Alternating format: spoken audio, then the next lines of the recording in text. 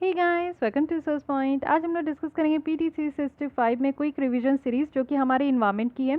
तो इन्वायरमेंट में हम लोग अभी स्टार्ट करेंगे पहले फेब से अप्रैल तक की जो भी यहाँ पे topic presence point of view से इंपॉर्टेंट है, सिर्फ हम लोग उसी की रिवीजन कर रहे हैं। उसके बाद आपका मई और जून की मैगजीन देखेंगे इसी में, और फिर उसके बाद जुलाई मंथ की हम लोग करेंट अफेयर्स कवर करेंगे। तो ये इन्वायरमेंट सीरीज़ है, तो चलिए स्टार्ट करते हैं। ये हमारा यूपीएससी की जो विज़न आईएएस टेस्ट सीरीज़ इन लोग की चल रही है प्रीलिम्स के लिए, तो वो अभी भी आप लोग ज्वाइन कर सकते हो, क्योंकि जितना ज़्यादा आप टेस्ट सीरीज सॉल्व करोगे उतने ही ज़्यादा आप लोग को यहाँ पे बेनिफिट होगा। तो जीएस पेपर 1 और सीसैट की यहाँ पे आपको कंप्लीट टेस्ट मिल जाएगी, तो आप लोग ज्वाइन कर सकते हो। फर्दर यहाँ पे इन्फॉर्मेशन लेने के लिए आप लोग जो डिस्क्रिप्शन बॉक्स में ईमेल आईडी है वहाँ पे मेल करके, अगर आप लोग को और भी कोई इन्फॉर्मेशन चाहिए तो आप लोग वहाँ पे मेल कर सकते हो। तो चलिए स्टार्ट करते हैं इन्वायरमेंट की फर्स्ट टॉपिक के साथ। क्लाइमेट चेंज में देखते हैं कौन कौन सी टॉपिक यहाँ पे इंपॉर्टेंट है। क्लाइमेट रेजिलिएंट ग्रेन्स की बात की जा रही है।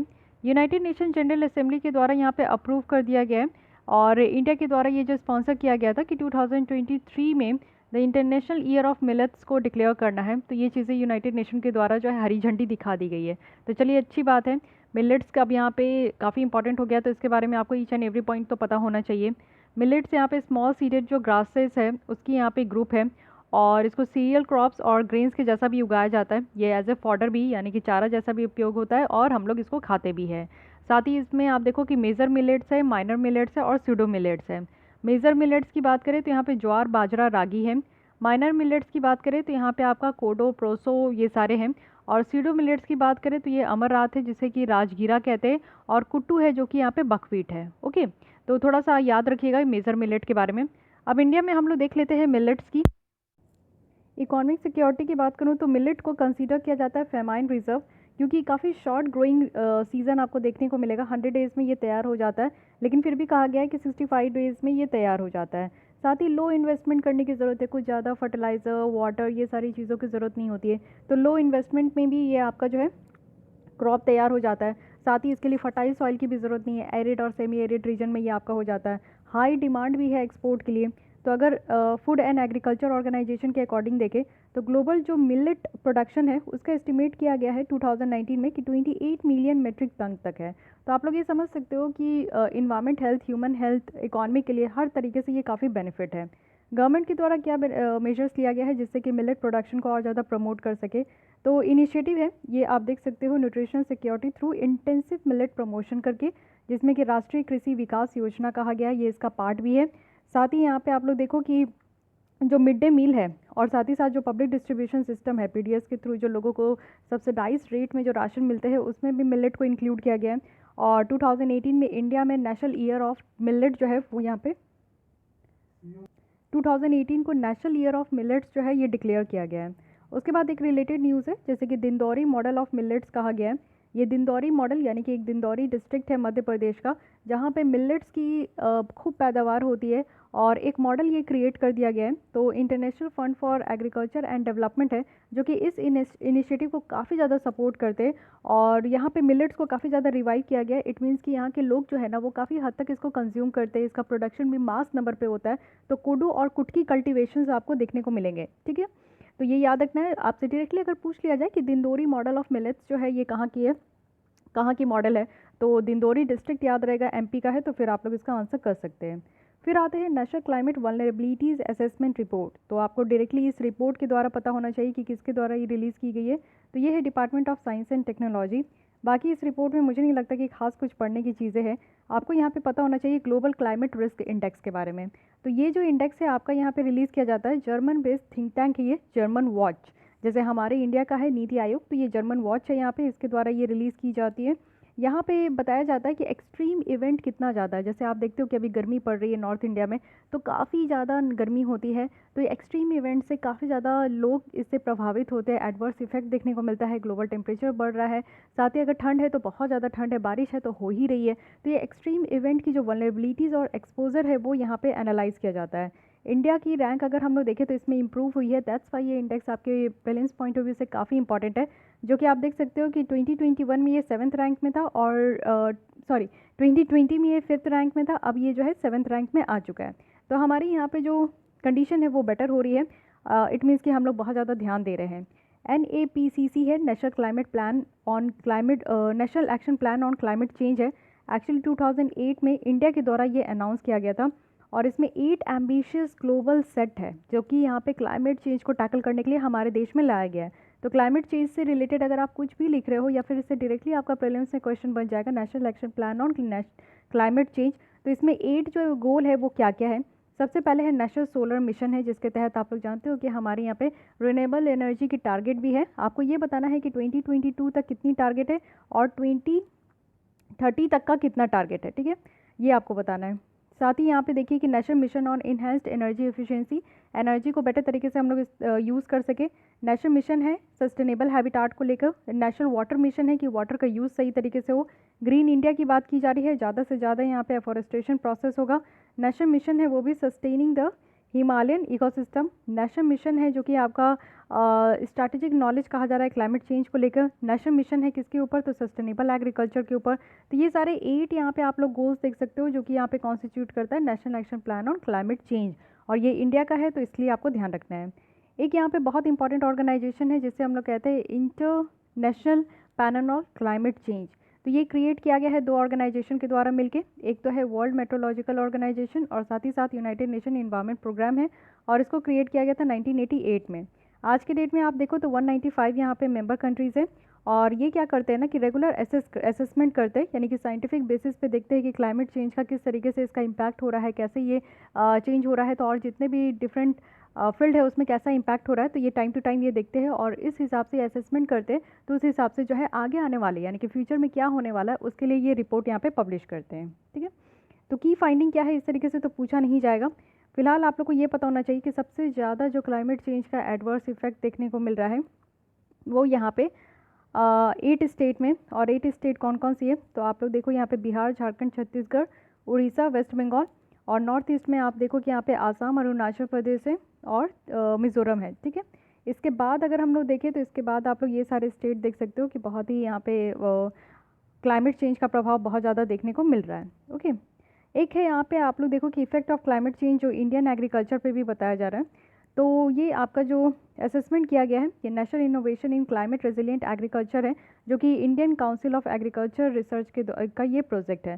तो ये बता रहे हैं कि क्लाइमेट चेंज का जो है इंडियन एग्रीकल्चर पे किस तरीके से प्रभाव हुआ है। तो ये बताते हैं कि मैक्सिमम टेम्परेचर जो है ये एक्सपेक्ट किया जा रहा है कि ये बढ़ते ही जाएगा, आगे आने वाले दिनों में ये 1.3 डिग्री सेल्सियस तक बढ़ जाएगा। साथ ही रेनफील्ड जो राइस इल्ड है ना वो यहाँ पर रिड्यूस हो सकता है। तो इस तरीके की यहाँ पे कुछ इनके द्वारा बताया गया जो कि ये ज़्यादा इंपॉर्टेंट नहीं है, ठीक है। उसके बाद ये रिपोर्ट भी देखें तो खास इंपॉर्टेंट नहीं है, लेकिन इसमें आपको बस इतना याद रखना है कि इंडिया का जो इमिशन इंटेंसिटी है ना वो आपका जो जीडीपी का अगर हम लोग देखें तो 24% से यहाँ पे कम हो चुका है। तो ये एक अच्छी खबर है, और 2005 से 2016 का ये डेटा बताया जा रहा है इस 10 साल के बीच में। तो अच्छी बात है कि यहाँ पे जो हमारा इंटेंसिटी ऑफ जीडीपी है जो इमिशंस का है वो यहाँ पे कम हुआ है। तो एक विन विन सिचुएशन कह सकते हैं। इसी के साथ अगर हम लोग रिलेटेड न्यूज़ देखें तो रिन्यूएबल एनर्जी टारगेट जो है वो काफ़ी हद तक आप देखो कि ये मीट हो रहा है, और ये पार्लियामेंट्री स्टैंडिंग कमेटी का यहाँ पे लाया गया। तो ये सारी चीज़ें साइड में रखिए, आपको ये याद रखना है जो अभी मैं क्वेश्चन पूछी उसका ये जवाब है कि 175 गीगावाट तक रिन्यूएबल एनर्जी जो है वो यहाँ पे अचीव करना है कब तक, तो दिसंबर 2022 तक, और 450 गीगावाट तक यहाँ पे अचीव करना है कब तक, तो 2030 तक, ओके। तो ये चीज़ें ध्यान रखनी है। अभी तक हमारा कितना टारगेट कंप्लीट हुआ है तो देखिए सोलर मिशन सोलर एनर्जी का टारगेट था 100 गीगावाट, लेकिन अभी आप देखो 39 गीगावाट तक इंस्टॉल हो चुका है। रूफटॉप सोलर एनर्जी की बात करें तो 40 गीगावाट था, लेकिन अभी 4.4 ही यहाँ पे गीगावाट अभी हम लोग इंस्टॉल कर पाए। विंड एनर्जी की बात करें तो 60 गीगावाट था, लेकिन 37 गीगावाट ही हम लोग इंस्टॉल कर पाए। ग्रीन एनर्जी कॉरिडोर की बात करें तो यहाँ पे 7365 आप CKMS देख सकते हो, ठीक है। तो ये चीज़ें सर्किट किलोमीटर की बात की जा रही है, तो थोड़ा बहुत आप लोग को याद होना चाहिए। अब आते हैं नेक्स्ट यूरोपियन क्लाइमेट लॉ। तो देखिए यूरोपियन यूनियन है जिसमें कि 27 मेंबर्स आपको कंट्रीज़ देखने को मिलते हैं। ये अपने हिसाब से यूरोपियन क्लाइमेट लॉ लेकर आए हैं, जिनका ये कमिटमेंट है यूरोपियन कंट्रीज़ का कि क्लाइमेट न्यूट्रलिटी करना है 2050 तक। इट मीन्स कि जो ग्रीन हाउस गैस की इमिशन है उसको कम करना है, एटलीस्ट 55% कम करना है 2030 तक। तो ये यहाँ पर ये यूनियन है, इनके द्वारा ये डिसीज़न लिया गया है। अब आप लोग देखो कि पहली ऐसी देश बनी है न्यूजीलैंड जो कि एक कानून लेकर आए हैं, और फिनेंशियल फर्म्स की ज़रूरत है जैसे कि बैंक, इंश्योरेंस और फंड मैनेजर्स को, और ये यहाँ पे एक्सप्लेन कर रहे हैं कि कैसे वो क्लाइमेट रिलेटेड जो रिस्क और अपॉर्चुनिटी है उसको मैनेज करेंगे। तो ये बहुत ही बेहतरीन है कि हर एक तरीके से आप देखो डिफरेंट डिफरेंट जो कंट्रीज़ है वो अपने हिसाब से अपने एंड पे ये कोशिश कर रहे हैं। ये कंट्री चाहते हैं कि कार्बन न्यूट्रल होना कब तक, तो 2050 तक। तो अच्छी बात है यहाँ पे। India US clean energy initiative है। इट मीन्स कि हम और यूएस जो है मिलकर यहाँ पे क्लीन इनिशिएटिव यहाँ पे लेकर आए हैं। तो इस पार्टनरशिप में आप देखो दो मेन ट्रैक है, एक तो है स्ट्रैटेजिक क्लीन एनर्जी पार्टनरशिप और दूसरा है climate action and finance mobilisation dialogue है। ठीक है, तो थोड़ी बहुत ध्यान रखनी है यहाँ पे। पेस आपसे पूछा जा सकता है, तो पेस है partnership to achieve clean energy, जिसको 2009 में लॉन्च किया गया था और इसका एम है कि इंक्लूसिव लो कार्बन ग्रोथ यहाँ पे एक्सेलरेट करना है और जिससे कि आपका कैसे हो, तो रिसर्च और डेवलपमेंट को यहाँ पे डिप्लॉयमेंट को सपोर्ट करके। ठीक है, अब आते हैं पोल्यूशन पार्ट में। तो पोल्यूशन पार्ट में क्रक्स पॉइंट हम लोग यहाँ पे डिस्कस करेंगे। तो air quality management in national capital region and adjoining area ordinance यहाँ पे 2020 लाया गया। तो ये ऑर्डिनेंस है, इससे कभी क्वेश्चन नहीं पूछा जाएगा। नेक्स्ट आते हैं new emission norms for coal fired power plant. Yes, this is important और यहाँ पे भी इससे भी ज़्यादा इंपॉर्टेंट है ये बॉडी जो कि है सेंट्रल पोल्यूशन कंट्रोल बोर्ड। तो सेंट्रल पोल्यूशन कंट्रोल की बोर्ड की बात करें तो सबसे पहले आपको ये पता होना चाहिए कि ये कानून के द्वारा बनाया गया है। That's why this is statutory organisation. But ये किस कानून के तहत, तो water prevention and control of pollution act 1974। But एक डिफरेंट एंगल भी है, वो है यहाँ पे कि ये जो बॉडी है इनकी पावर और फंक्शन जो डिफाइन की गई है वो वाटर एक्ट के तहत नहीं है, ये एयर एक्ट के तहत है। ओके, एयर एक्ट 1981 का। सो ये दोनों डिफरेंस है, इसको थोड़ा सा ध्यान रखिएगा। और ये काम करते किस मिनिस्ट्री के अंदर, ministry of environment and forest के तहत। ठीक है, तो यहाँ पे ये क्या है, तो इनको भी यहाँ पे इन्वायरमेंट प्रोटेक्शन एक्ट 1986 के तहत जो है प्रोविज़न रखा गया है। टेक्निकल सर्विस प्रोवाइड करते ये ministry of environment and forest को। तो ये भी चीज़ें ध्यान रखनी है। देखिए, कार्बन इमिशन को कम करने, ग्रीन हाउस गैसेस को इमिशन कम करने के लिए थर्मा पावर प्लांट में ये कहा गया था कि इंस्टॉल करना है flue gas desulphurisation FGD desulphurisation, क्योंकि आपको पता है कि इंडिया वर्ल्ड में टॉप नंबर पे है हम लोग सल्फर डाइऑक्साइड जैसी जो गैसेस है उसको इमिट करने में। तो इसलिए ये एक टेक्नोलॉजी है जिसको कि अगर थर्मा पावर प्लांट में इंस्टॉल करते तो इससे जो सल्फर डाइऑक्साइड की इमिशन है वो यहाँ पे कट डाउन हो जाएगी। तो ये चीज़ें भी ध्यान रखनी है। अच्छा, इंडिया का अगर हम लोग ये बात करें कि सल्फर डाइऑक्साइड, नाइट्रस ऑक्साइड और जो PM है पार्टिकुलेट मैटर 2.5 है, सबसे ज़्यादा इमिट क्या करता है, तो सबसे ज़्यादा इमिट आपको देखने को मिलेगा कि यहाँ पे आपका सल्फर डाइऑक्साइड है, फिर नाइट्रस ऑक्साइड है, फिर यहाँ पे पार्टिकुलेट मैटर 2.5 है। और ये डिफरेंट डिफरेंट सेक्टर में बताया गया है, पावर में, इंडस्ट्री में। तो इतना ये इंपॉर्टेंट नहीं है, इतना आपसे नहीं पूछा जाएगा। लेकिन इसके अलावा आप देखो कि यहाँ पे सेंटर के द्वारा ये मैंडेटरी कर दिया गया है कि कोल और जो लिग्नाइट बेस्ड यहाँ पे थर्मल पावर प्लांट है उनको 100% यूटिलाइज करनी है फ्लाई ऐश। तो फ्लाई ऐश क्या है, फ्लाई ऐश एक फाइन पाउडर है जो कि जब कोल जलता है ना थर्मल पावर प्लांट में, तो उसके बाद ये एज ए बाई प्रोडक्ट ये निकलता है। और कोल जलता है थर्मल पावर प्लांट में, तो इससे आप देखो ये कि एनर्जी जनरेट होती है, और एनर्जी जनरेट होती है तो वेस्ट में आपको देखने को मिलेगा कि फ्लाई ऐश जो है वो निकलता है। इसको कलेक्ट किया जाता है, जो एग्जॉस्ट गैस होते हैं ना उससे कलेक्ट कर लेते हैं। और यहाँ पे आप देखो कि ये पोर्टलैंड सीमेंट जैसा रिजेंबल करता है, बट ये केमिकली काफ़ी डिफरेंट है। और ये यूज़ होता है कंक्रीट और सीमेंट प्रोडक्ट में, साथ ही यहाँ पे रोड बेस में और मेटल रिकवरी में। फ्लाई ऐश की बात करें तो ये काफ़ी टॉक्सिक है क्योंकि इसमें ऑर्गेनिक पॉल्यूटेंट भी होते हैं, हेवी मेटल्स भी होते हैं। तो fly ashes are not good for our health. और आप देखो कि फ्लाई एशेस से कई जगह जो है रोड बना दिए जाते हैं। तो 100% यूटिलाइजेशन की बात की जाती है तो रोड बनाया जाता है काफ़ी ज़्यादा केमिकल्स वगैरह मिला जुला के, जिससे कि ये टॉक्सिक तो है, बट ऐसा नहीं है कि रोड बन गया तो उसमें आप चलोगे तो आपको भी बहुत सारी डिजीजेस हो जाएगी इस टॉक्सिसिटी के कारण। तो ऐसा नहीं होता है, लेकिन हाँ इसमें कुछ ऐसा काम ज़रूर किया जाएगा जिससे कि अगर इसको सड़कें बनाई जाए या फिर कहीं पर भी यूज़ किया जाए तो इसकी टॉक्सिसिटी का जो लेवल है वो घट जाता है। नेक्स्ट आते हैं marine litre. Marine litre it means कि आप लोग देख रहे हो कि ओशन में प्लास्टिक पॉल्यूशन जो है वो बहुत ज़्यादा बढ़ते जा रहे हैं, जिससे कि जो ओशन में जितने भी जीव जंतु रहते हैं वो आज के डेट में प्लास्टिक ही कंज्यूम कर रहे हैं। तो इस प्लास्टिक को टैकल करने के लिए, प्लास्टिक पॉल्यूशन को टैकल करने के लिए और क्लीन अप करने के लिए यहाँ पे ग्लो लीटर पार्टनरशिप प्रोजेक्ट लाया गया। इस प्रोजेक्ट का एम यही है कि मैरी टाइम ट्रांसपोर्ट को हेल्प करना, फिशिंग सेक्टर को हेल्प करना, जो कि लो प्लास्टिक फ्यूचर्स हो, आगे चलकर इस तरीके का प्लास्टिक का भंडार ना हो। ये प्रोजेक्ट आपका इम्प्लीमेंट किया जा रहा है IMO के द्वारा और FAO के द्वारा, और यहाँ पे गवर्नमेंट ऑफ नॉर्वे भी इंक्लूड है। IMO के बारे में बात करें यानी कि इंटरनेशनल मैरीटाइम ऑर्गेनाइजेशन, जो कि यूनाइटेड नेशन की स्पेशलाइज्ड एजेंसी है, और ये रिस्पॉन्सिबल है यहाँ पे सेफ्टी एंड सिक्योरिटी जो यहाँ पे शिपिंग वगैरह होती है, क्योंकि इतने सारे प्लास्टिक्स होते हैं ना, तो आप समझ सकते हो कि शिप्स वगैरह भी सही तरीके से मूव नहीं कर पाते, उनके मूवमेंट में भी कहीं ना कहीं हर्डल्स क्रिएट होते हैं। तो इसलिए ये बेटर तरीके से शिपिंग हो। और मैरीन और जो एटमॉस्फेरिक पोल्यूशन है जो कि शिप के द्वारा भी कई बार होते हैं, आप देखते हो कि ऑयल स्पिल वाली जो घटना है वो बराबर हर जगह देखने को मिलता है। तो ये सारी चीज़ें जो है कम हो सके, तो याद रखना है। मैरीन पॉल्यूशन की बात करें तो यहाँ पे 3 तरीके के पॉल्यूशन आपको देखने को मिलेंगे। एक तो होता है केमिकल पॉल्यूशन, क्योंकि आप देखो कि हार्मफुल यहाँ पे कंटामिनेशन होता है। मैन मेड पॉल्यूटेंट आपको देखने को मिलेंगे कि जिसमें कि pesticide, herbicide, fertilisers, detergent, oil, industrial chemical, sewage, सारी चीज़ें जो है लास्टली कहाँ डंप होती है, तो रिवर में, और वो जाके मिल जाती है ओशन से। इवन आप देखो क्रूड ऑयल भी जो है ओशन में बहुत ज़्यादा आपका हर जगह इंसिडेंस देखने को मिला। एक तो रशिया में इंसिडेंस देखने को मिला, उसके बाद मलेशिया में, मालदीव्स में। तो इस तरीके के हादसा होती ही रहती है, इंडियन ओशन में हो गया, उधर हो गया। तो इससे क्या होता है कि काफ़ी ज़्यादा केमिकल पॉल्यूशन हो जाता है। लाइट पॉल्यूशन हो रही है। लाइट पॉल्यूशन एक नई तरीके का पॉल्यूशन निकल कर आया है, जो कि आप देखो पानी के अंदर तक ये लाइट जा रहा है। अब लाइट जा रहा है क्योंकि आप देखो कि पानी के अंदर का जो वातावरण है वो वहाँ की स्पीसीज़ के लिए बिल्कुल डिफरेंट है। अब उसमें आप लाइट दे दोगे तो लाइट से ऑब्वियस है कि जो वहाँ पे जीव जंतु रह रहे हैं उनको प्रॉब्लम होगी। तो लाइट जो है ना वो नॉर्मल क्यूज़ जो होते हैं ना वो यहाँ पे डिसरप्ट कर रहा है। नॉइज़ पॉल्यूशन है, तो नॉइज़ पॉल्यूशन तो आप जानते हो, लाउड और साउंड्स जो यहाँ पे शिप वगैरह सोनार डिवाइसेस से निकल कर आते हैं। जितने भी शिप्स होते हैं उसमें भी आप देखो कि बहुत सारे साउंड होते हैं, सोनार डिवाइसेस में भी बहुत सारे साउंड होते हैं। तो कई जीव जंतु को यहाँ पे जो है डिस्टर्बेंस होता है, ठीक है, इनके माइग्रेशन में। क्योंकि इकोलेशन, अभी मैं गैंगेटिक डॉल्फिन के बारे में बात करूँगी तो उसमें आपको पता चलेगा कि इकोलेशन के थ्रू वो चलते हैं। वो वैसे कुछ स्पेसीज है जो कि ब्लाइंड रहते हैं, तो वो इकोलेशन के थ्रू चलते हैं, उनका अपना खुद का इकोलेशन होता है। और इस तरीके की जो नॉइसेस होती है, मेनली आप समझो कि उस तरीके के जो स्पेसीज है, अंधे हैं, उनके लिए काफ़ी ज़्यादा प्रॉब्लम क्रिएट करता है, ठीक है। अब आते हैं आगे, और यहाँ पे कहा जा रहा है कि इफ़ेक्ट क्या है। तो इफ़ेक्ट तो इतना आपसे कोई नहीं पूछने वाला। एक चीज़ याद रखिए, ये ग्रेट पैसिफिक गार्बेज पैच है, ये आपका कहाँ बना है, तो ये आप देख सकते हो, ये ग्रेट पैसिफिक गार्बेज पैच है।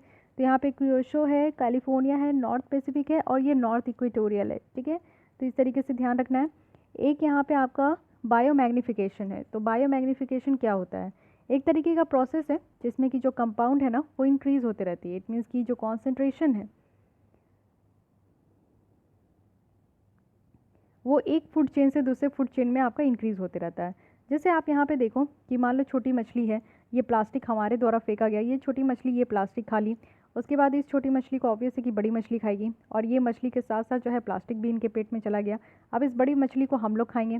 अब इसके साथ साथ मछली तो खा रहे हैं, और इसके साथ साथ हमारा क्या हो रहा है कि यहाँ पे हम लोग प्लास्टिक भी कंज्यूम कर रहे हैं।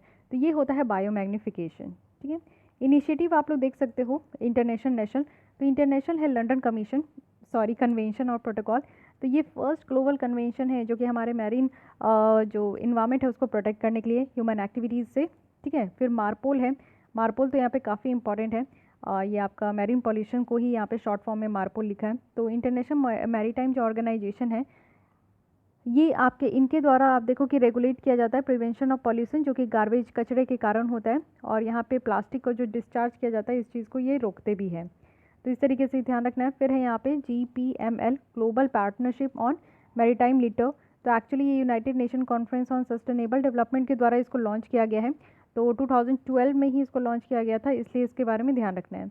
और हमारे सस्टेनेबल डेवलपमेंट गोल में गोल नंबर 14 है, जो कि यहाँ पे बात करते हैं लाइफ बिलो वाटर। और उसी में लाइफ बिलो वाटर में अगर हम लोग देखें तो इस तरीके का अगर मैरीन पॉल्यूशन होता है तो उससे हमारी लाइफ बिलो वाटर जो है कहीं ना कहीं क्षतिग्रस्त होती है। इंडिया और जर्मनी की बात करें तो हम लोग मिलकर यहाँ पे एक एग्रीमेंट साइन किए हैं, जो कि है series combating plastic entering the marine environment. इस प्रोजेक्ट का एम है कि हमें कुछ प्रैक्टिस को इन्हांस करना है, जिससे कि हम लोग यहाँ पे प्लास्टिक जिस तरीके से मैरीन इन्वायरमेंट पे इंटर कर रहा है उसको हम लोग रोक सकें। और ये जो प्रैक्टिस लिया गया है ये कानपुर, कोची और पोर्ट ब्लेयर में किया जा रहा है। 3 साल और 3.5 ईयर्स में ये देखने को मिलेगा। ये स्वच्छ भारत मिशन अर्बन के साथ इसको लाइन अप किया गया है, तो ये भी ध्यान रखिएगा। Second world ocean assessment report है, तो यूनाइटेड नेशन के द्वारा ये रिलीज़ की गई है। बस इतना ध्यान रखिएगा क्योंकि ये पूछा जा सकता है। अब यहाँ पे आपका ब्लू नेचर अलाइंसेस के बारे में बात की जा रही है। तो ब्लू इकॉनमी जहाँ पे भी आता है तो आप समझो कि हमारे जो ओशन है इसके बारे में बात किया जा रहा है। और इकोनॉमिक पॉइंट ऑफ व्यू से आप लोग देखो कि कई सारे ऐसे जगह हो चुके हैं ना जहाँ पे डेड जोन क्रिएट हो गया ओशन में। डेड जोन क्रिएट हो गया का क्या मतलब होता है कि ओशन का जो पानी होता है उसमें एक sufficient amount of oxygen dissolve होते हैं।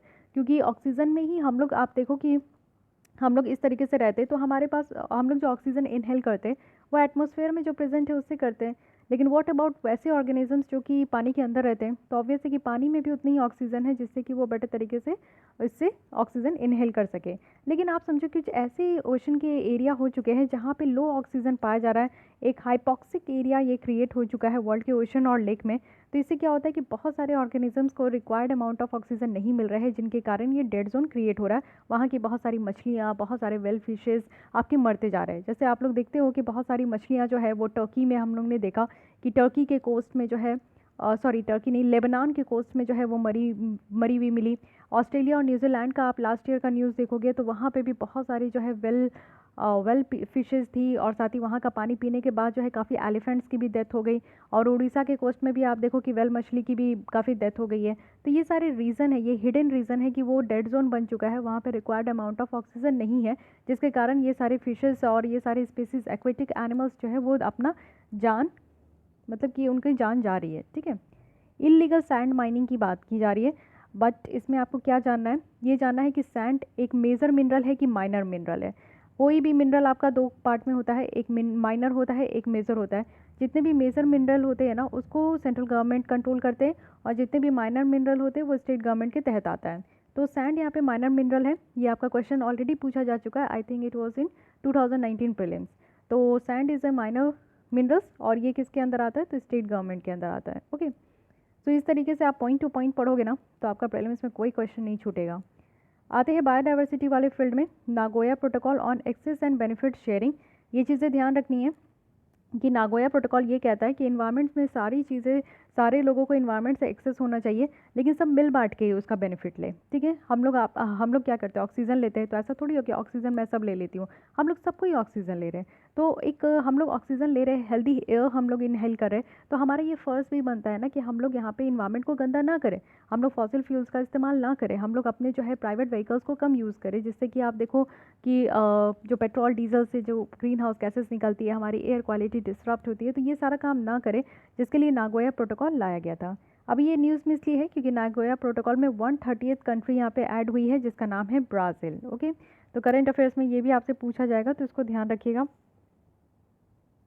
साथ ही यहाँ पे नेक्स्ट आते हैं, हाँ ये देखिए न्यू है, national marine turtle action plan है, 2001 से लेकर ये 6 तक है, 5 साल का ये प्लान लेकर आया गया है। बट ये प्लान लाया किसके द्वारा गया है, तो ऑब्वियस है ministry of environment, forest and climate change के द्वारा। ठीक है, लेकिन आपको यहाँ पे मैरीन टर्टल के बारे में पूरा समझना है। तो मैरीन टर्टल की अगर हम लोग बात करें इंडिया में, तो देखिए 5 of the 7 species, total 7 species है, जिसमें से 5 स्पीसीज़ हमारे देश में पाए जाते हैं। और ये कौन कौन है, ऑलिव रिडली जो कि काफ़ी इंपॉर्टेंट है, ग्रीन है, हॉक्सबिल है, लॉगर हेड है, और लेदर बैक टर्टल्स है। लेकिन इंडिया में आप देखो कि सबसे ज़्यादा जो टर्टल्स होते हैं वो ऑलिव रिडले टर्टल्स होती है, और पूरे वर्ल्ड में आपको ऐसा जगह नहीं मिलेगा जहाँ पे इतनी सारी जो फीमेल टर्टल्स है वो आती है और अपने अंडे देती है। तो ये कहाँ है, ये गहीरमत्था में आपको देखने को मिलेगा, जो कि उड़ीसा कोस्ट में है। यहाँ पे एक आपका नेशनल पार्क है, उस नेशनल पार्क का नाम बताइए। चलिए, आगे आने वाले टाइम में, मतलब आगे आप जैसे बढ़ोगे आधा घंटे बाद आपको इसका आंसर मिल जाएगा। तो जब भी क्वेश्चन पूछ रही हूँ प्लीज़ पॉज द वीडियो और कमेंट कीजिए, तो फिर आगे बढ़िएगा। साथ ही लेदर बैक की अगर हम लोग बात करें तो ये लार्जेस्ट होता है, सबसे बड़ा जो सी टर्टल है, ऑलिव रिडले सबसे छोटा होता है, सबसे बड़ा जो है ये लेदर बैक होता है। इसका जो बैक पोर्शन आप देखोगे ना ये बहुत ह्यूज होता है। तो ये सारे ओशन में पाया जाता है एक्सेप्ट आर्कटिक और अंटार्कटिक। ये ध्यान रखना है कि नॉर्थ पोल और साउथ पोल में नहीं पाया जाता, बाकी हर एक ओशन, चाहे वो अंटार्कटिक हो, अटलांटिक हो, इंडियन ओशन हो, ये लेदर बैक पाए जाते हैं। इंडियन ओशन में अगर आप देखोगे तो दे नेस्ट ओनली इन, मतलब कहाँ कहाँ ये अंडे देते, तो इंडोनेशिया, इंडिया के अलावा आप देखो इंडोनेशिया, श्रीलंका, अंडमान एंड निकोबार, तो ये 3 देश का भी नाम आपको याद रखना है। उसके अलावा अगर हम लोग आगे बढ़े, जहाँ पे एक टेबल है, ये जो 5 स्पीसीज़ हैं जो हमारे देश में पाए जाते हैं, सबको यहाँ पे schedule 1 wild life protection act के तहत हम लोग यहाँ पे प्रोटेक्ट करते हैं। यस, अब यहाँ पे देख लीजिए, ऑलिव रिडली की बात करें तो ये आपका वल्नरेबल है। ठीक है, ग्रीन यहाँ पे कुछ है तो उसको हम लोग इंडेंजर्ड में रखें। हॉक्सबिल की बात करें तो ये क्रिटिकली इंडेंजर्ड है, तो हॉक्सबिल याद रखिए, काफ़ी इंपॉर्टेंट है। वल्नरेबल देखें तो लेदर बैक है, और लेदर हेड भी जो है ये आपका, लॉगर हेड भी जो है वल्नरेबल है। ठीक है, उसके अलावा चलिए डिटेल में देख लेते हैं। ऑलिव रिडली जो कि आपका उड़ीसा के ऋषिकुल्या और गहीरमत्था रिवर में देखने को मिलेगा, अंडमान निकोबार में भी पाया जाता है, लक्षद्वीप में भी, आंध्र प्रदेश में भी, पुदुचेरी, तमिलनाडु, गुजरात, महाराष्ट्र, गोवा। तो ऑलिव रिडली जो है आप देखो कि बहुत जगह पाए जाते हैं, तो ये याद रखना है। लेदर बैक की बात करूँ तो ये सिर्फ अंडमान निकोबार में ही पाया जाता है। हॉक्सबी सेकंड है, तो ये भी अंडमान निकोबार और यहाँ पे लक्षद्वीप में पाया जाता है। ग्रीन की बात करें तो ये भी अंडमान एंड निकोबार, लक्षद्वीप, तमिलनाडु, गुजरात, महाराष्ट्र में पाया जाता है। तो ये जो 5 स्पीसीज़ आपको देखने को मिला, ये कहाँ कहाँ पाए जाते हैं, ये चीज़ें ध्यान रखनी है। वन थिंग कॉमन है सब में कि यहाँ पे आपका सब जो है अंडमान एंड निकोबार वाले रीजन में पाए जाते हैं, ठीक है। अब देखते हैं recently ministry of environment, forest and climate change के द्वारा रिलीज़ की गई है marine mega fauna standing guideline, ठीक है। तो यहाँ पे आप लोगों को ध्यान रखना है, जिससे कि जो कोऑर्डिनेशन है बहुत सारे इंडिपेंडेंट गवर्नमेंट और सिविल सोसाइटी का, उस चीज़ों को यहाँ पे कोऑर्डिनेशन बढ़ानी है। अब आते हैं अफ्रीकन एलिफेंट, काफ़ी इंपॉर्टेंट ये आपका आर्टिकल है, क्योंकि आप देखो कि जो सवाना एलिफेंट है वो इंडेंजर्ड कैटेगरी में है। मच स्मॉलर लाइटर जो फॉरेस्ट एलिफेंट है उसको क्रिटिकली इंडेंजर्ड के कैटेगरी में रखा गया है। तो क्रिटिकली इंडेंजर्ड जो स्पेसीज़ है वो अपने आप में काफ़ी इंपॉर्टेंट है। तो यहाँ पे आप देख सकते हो कि दीज 2 आर सब स्पेसीज़, जो अफ्रीकन एलिफेंट है यानी कि सवाना एलिफेंट और यहाँ पे आपका लाइटर फॉरेस्ट एलिफेंट, ये दोनों अफ्रीकन एलिफेंट का ही सब स्पेसीज़ है। फॉरेस्ट एलिफेंट की बात करें तो जो कि आपको समझ में आ गया कि सेंट्रल अफ्रीका के जो जंगल है, ट्रॉपिकल जंगल, वहाँ पे ये रहते हैं। और अफ्रीकन एलिफेंट्स जो है वो लार्जेस्ट लैंड एनिमल है, यानी कि ज़मीन में रहने वाला सबसे बड़ा एनिमल कौन सा है, तो अफ्रीकन एलिफेंट। अब इसको हम लोग डिफ्रेंशिएट करते हैं फ्रॉम एशियन एलिफेंट। तो एशियन एलिफेंट आपको देखने को मिलेगा कि काफ़ी स्मॉलर होते हैं, अफ्रीकन एलिफेंट से स्मॉलर होते हैं और इंडिया में पाए जाते हैं। और जो एशियन एलिफेंट के जो ईयर्स होते हैं ना, वो भी स्मॉलर होते हैं as comparison to African. Africa के लोग भी आप देखते हो कि लंबे लंबे होते हैं, तो उसी हिसाब से आप एनिमल्स का भी याद रख सकते हो कि वो भी बड़े होते हैं एशिया के एलिफेंट के कंपैरिजन में। सिर्फ आपको देखने को मिलेगा कि कुछ मेल एशियन एलिफेंट है जिनका टस्क होता है, वो दांत। वहीं अगर हम लोग दोनों मेल और फीमेल अफ्रीकन एलिफेंट की बात करें तो वो जो है टस्क के साथ ही होते हैं। एलिफेंट, एशियन एलिफेंट में 3 सब स्पेसीज़ हैं। एक इंडिया में पाए जाते हैं, श्रीलंका में पाए जाते हैं और सुमात्रा वाले रीजन में पाए जाते हैं। तो एशियन एलिफेंट आप देख लिए कि यहाँ पे 3 तरीके के देखने को मिलेंगे, एक हमारे देश में है, साथ ही श्रीलंका है और सुमात्रा है, ठीक है। तो इस तरीके से क्वेश्चन बन जाए कि एशियन एलिफेंट सिर्फ इंडिया में ही पाए जाते, तो वो स्टेटमेंट आपका इनकरेक्ट होगा। अब यहाँ पे देखिए with respect to Indian elephant की बात करें, अब ये दोनों स्टेटमेंट आपको देखने को मिलेगा कि लास्ट ईयर प्रीलिम्स 2020 में ये क्वेश्चन थे, उसी की डायरेक्टली आपको यहाँ पे स्टेटमेंट फॉर्म में देखने को मिल रहा है। ये कहा जा रहा है कि जो लीडर की ग्रुप के जो एलिफेंट के ग्रुप के जो लीडर होते हैं ना, वो यहाँ पे फीमेल एलिफेंट होती है, ठीक है। और सेकंड है कि फीमेल एलिफेंट जो है वो यहाँ पे 60 से 70 ईयर्स वो जीती है, उनका लाइफ पीरियड इतना है। और एलिफेंट में आप देखो कि लॉन्गेस्ट जेस्टेशन पीरियड होता है, वो भी सारे मेमल्स होते हैं ना, तो उनका उनमें से आप एलिफेंट का देखो तो जेस्टेशन पीरियड सबसे लॉन्गेस्ट होता है, 22 मंथ का होता है। ह्यूमन बींग में आप देखते हो कि 9 मंथ में बेबी हो जाते हैं, और भी मेमल्स है जिनका 12 आप देखो 12 मंथ्स लगता है, 15 मंथ्स लगता है, बट एलिफेंट का आप देखो 22 मंथ्स के बाद इनके बेबी होते हैं। तो ये भी आप देख सकते हो। तो ये 3 स्टेटमेंट जो यहाँ पे आपको देखने को मिल रहा है, ये तीनों से लास्ट ईयर क्वेश्चन थे, ये तीनों स्टेटमेंट। तो इस तरीके से आप यहाँ पे पॉइंट टू पॉइंट अगर पढ़ते जाओगे ना, तो मुझे नहीं लगता है कि आपकी कोई भी क्वेश्चन छूटने वाली है, कोई भी तो नहीं कहूँगी, लेकिन हाँ प्रीलिम्स आपकी क्लियर हो जाएगी अगर आप PT 365 बहुत अच्छे से करके जा रहे हो। लास्ट ईयर क्या था कि मैं PT 365 कंप्लीट नहीं करा पाई थी, लेकिन इस बार मैं पहले ही सोच रही थी कि मैं आपको रिवीजन सीरीज़ ज़रूर दूंगी, क्योंकि 2020 का जब मैं क्वेश्चन पेपर देखी थी तब मुझे ऐसा लगा कि एक PT 365 है जिसमें आपका क्या होता है कि सारी टॉपिक रिवाइज हो जाती है। तो ये क्विक रिवीजन सीरीज़ बस इसलिए लाया जा रहा है जिससे कि आप लोग आराम से बैठ के इसको 2-4 बार वीडियो ज़रूर देख लो, जिससे कि चीज़ें आपके माइंड में स्टिक हो जाए। ओके, अब आते हैं यहाँ पे आप लोग देखो कि कुछ स्पेसीज है ओल्ड स्टेटस और न्यू स्टेटस। तो ओल्ड स्टेटस को बिल्कुल मत देखिए, न्यू स्टेटस पे ध्यान रखिए, इतना याद नहीं रहता है। फॉरेस्ट अगर एलिफेंट की बात करूँ तो आज के डेट में क्रिटिकली इंडेंजर्ड है, और जहाँ क्रिटिकली इंडेंजर्ड देखना है वो आपको अपने माइंड में फिक्स कर लेनी है। फिर अगर सवाना एलिफेंट की बात करूँ तो ये इंडेंजर्ड है, लेकिन अगर एशियन एलिफेंट की बात करूं तो अभी तक इसका कोई भी स्टेटस नहीं है, तो इसलिए इसके बारे में कुछ भी ऐसा देखने की ज़रूरत नहीं है। बस याद रखिए forest elephant. Okay, elephant range country आप देख सकते हो यहाँ पे, एक सेकेंड, एशियन अगर आप लोग देखोगे तो यहाँ पे हमारे इंडिया में है, और उसके बाद आपको यहाँ पे देखने को मिलेगा कि ये है सुमात्रा वाला रीजन, इंडोनेशिया वाला रीजन, और उसके ऊपर आपको देखने को मिलेगा। तो यहाँ पे हम लोग देख रहे थे कहाँ, श्रीलंका में भी देख रहे थे, तो यस ये श्रीलंका में भी कवर किया गया है। कुछ आप लोगों को एशिया वाले देश में भी देखने को मिलेगा और सुमात्रा में भी। अफ्रीकन कंट्रीज़ तो है वो जो कि अफ्रीकन एलिफेंट आपको सिर्फ अफ्रीका में ही देखने को मिलेंगे, तो ये भी ध्यान रखना है। अब नेक्स्ट आते हैं इंडियन राइनो विजन 2020। अब आपको पता है कि 1 हॉर्न राइनो, ये ऑलरेडी क्वेश्चन पूछा गया, इट वाज इन 2018 और 2019, आप लोग देख लीजिएगा, मुझे एग्जैक्टली ईयर याद नहीं है, बट इतना याद है कि हाँ राइनो से क्वेश्चन आए थे। तो इंडियन राइनो विजन्स की अगर हम लोग बात करें तो इंडियन राइनो विजन 2020 में लाया गया था, जो कि 2 राइनोज़ को यहाँ पे ट्रांसलोकेट किया गया है। और वो भी कहाँ से, तो आप देखो कि ये मानस नेशनल पार्क में किया गया है, पवितोरा वाइल्ड लाइफ सेंचुरी से। तो दोनों एक्चुअली असम में ही हैं।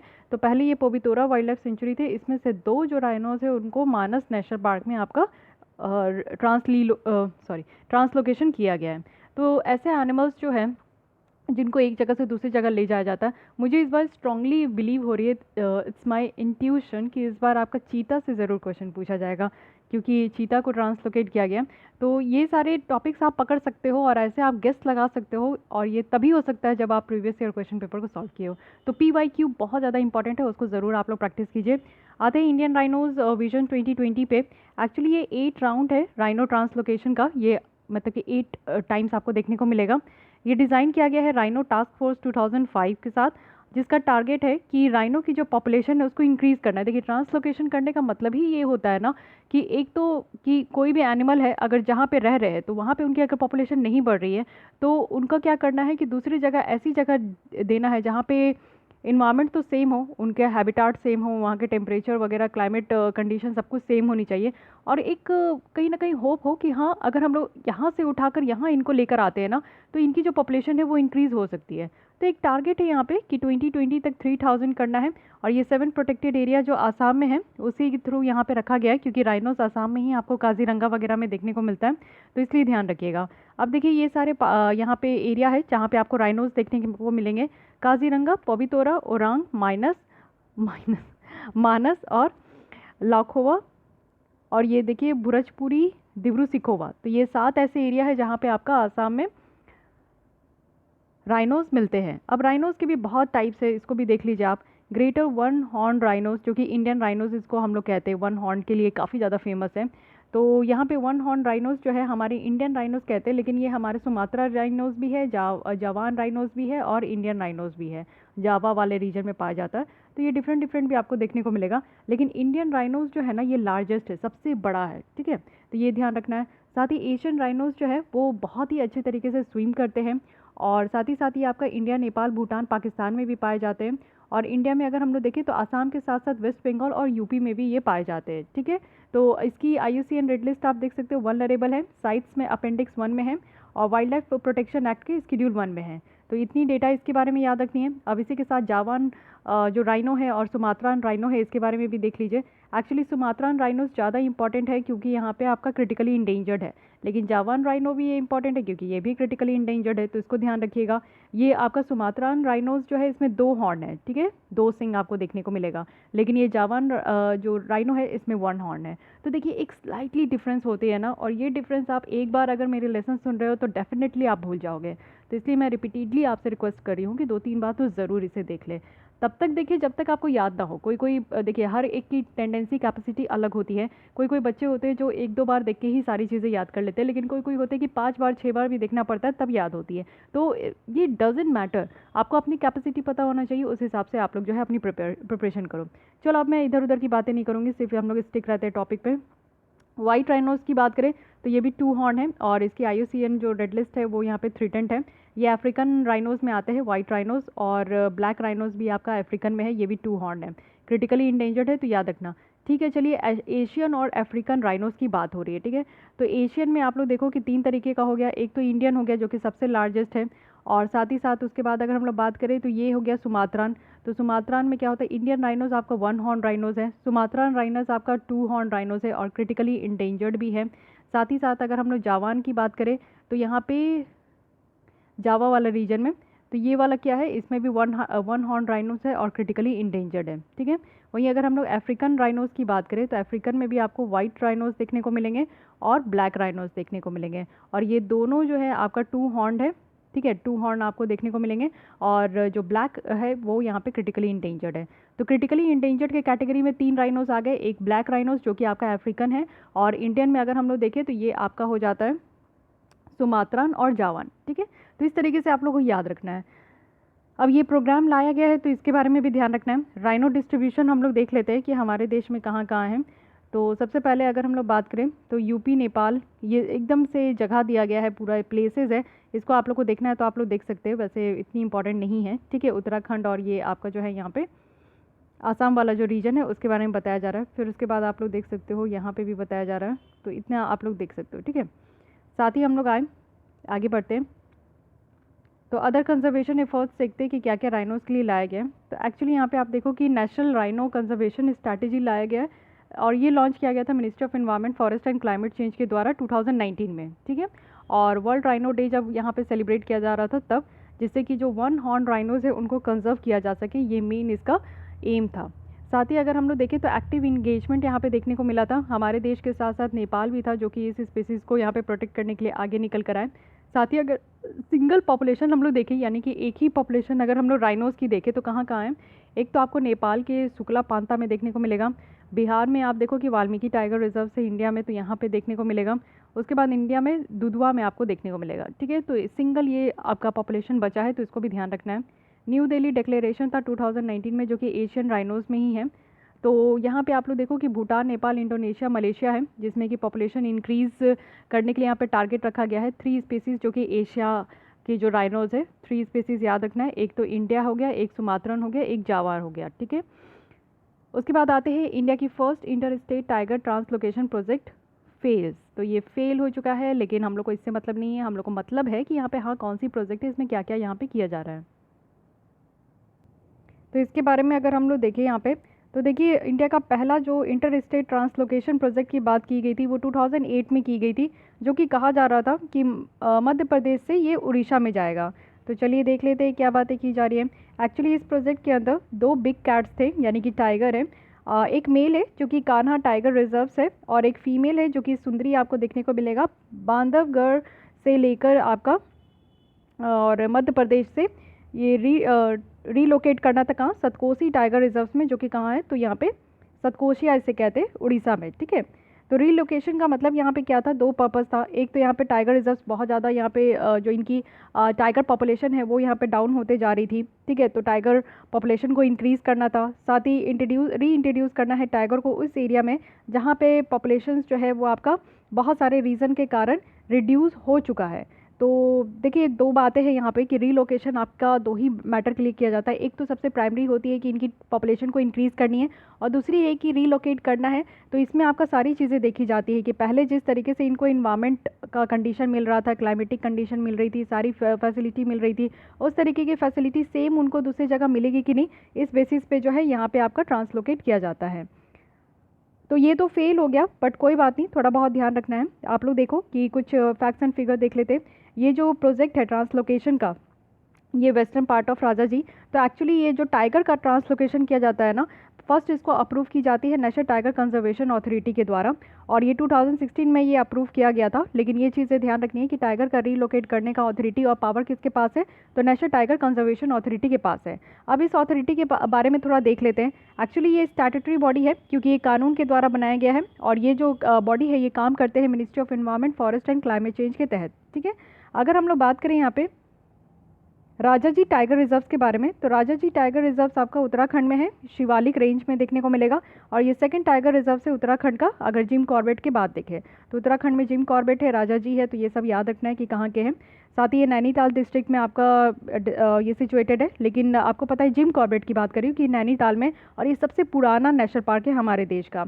ये पहली बार जो है प्रोजेक्ट टाइगर के इनिशिएटिव के तहत जो है जिम कॉर्बेट को लाया गया था। अब नेक्स्ट देखते हैं एशिया इन्वायरमेंट इन्फोर्समेंट अवार्ड है। तो चलिए ये अवार्ड किसके द्वारा दिया गया है, तो यहाँ पे wild life crime control bureau है जिनके द्वारा ये रिसीव किया गया है एशिया इन्वायरमेंटल इन्फोर्समेंट अवार्ड 2020, और ये जो प्रेजेंट किया गया था ये यूनाइटेड नेशन इन्वायरमेंट प्रोग्राम के द्वारा। तो यहाँ पे दोनों बॉडी काफ़ी ज़्यादा इंपॉर्टेंट हो गए। एक तो यहाँ पे बॉडी है जिनको यहाँ पे ये अवार्ड मिला है, वो है wild life crime control bureau.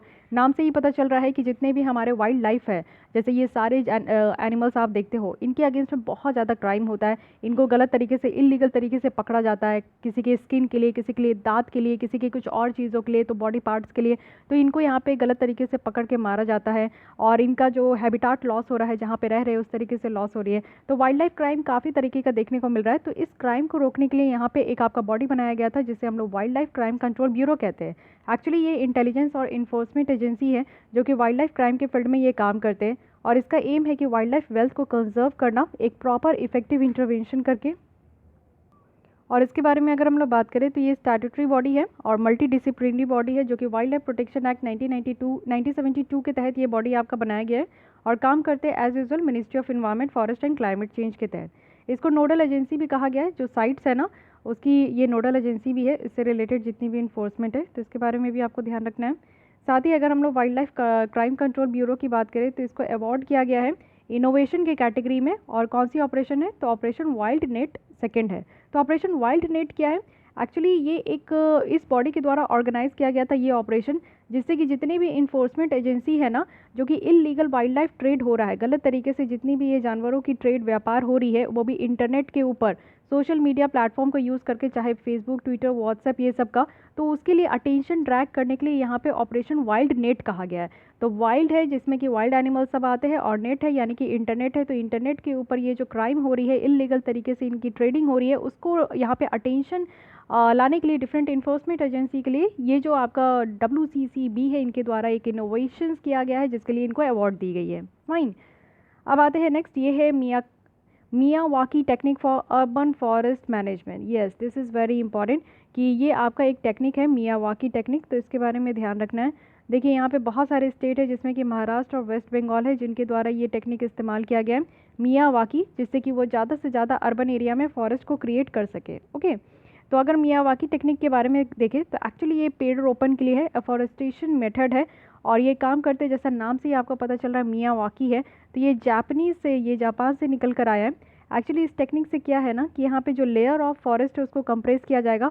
जैसे लेयर ऑफ फॉरेस्ट आप देखते हो कि पहले ग्रास होते हैं, उसके बाद शर्ब होता है, फिर ट्री होता है, फिर कैनोपीज़ भी होते हैं, और स्मॉल प्लॉट ऑफ लैंड में आपको देखने को मिलेगा कि ये सारे तरीके के आपको फॉरेस्ट देखने को मिलेंगे। ठीक है, मियावाकी टेक्निक आपसे डायरेक्टली पूछा जा सकता है कि ये किस चीज़ से रिलेटेड है, तो फॉरेस्टेशन मेथड है, कहाँ का है, जापान का है, और फॉरेस्ट को यहाँ पे ज़्यादा से ज़्यादा बढ़ाना है, वो भी अर्बन एरिया में। फाइन,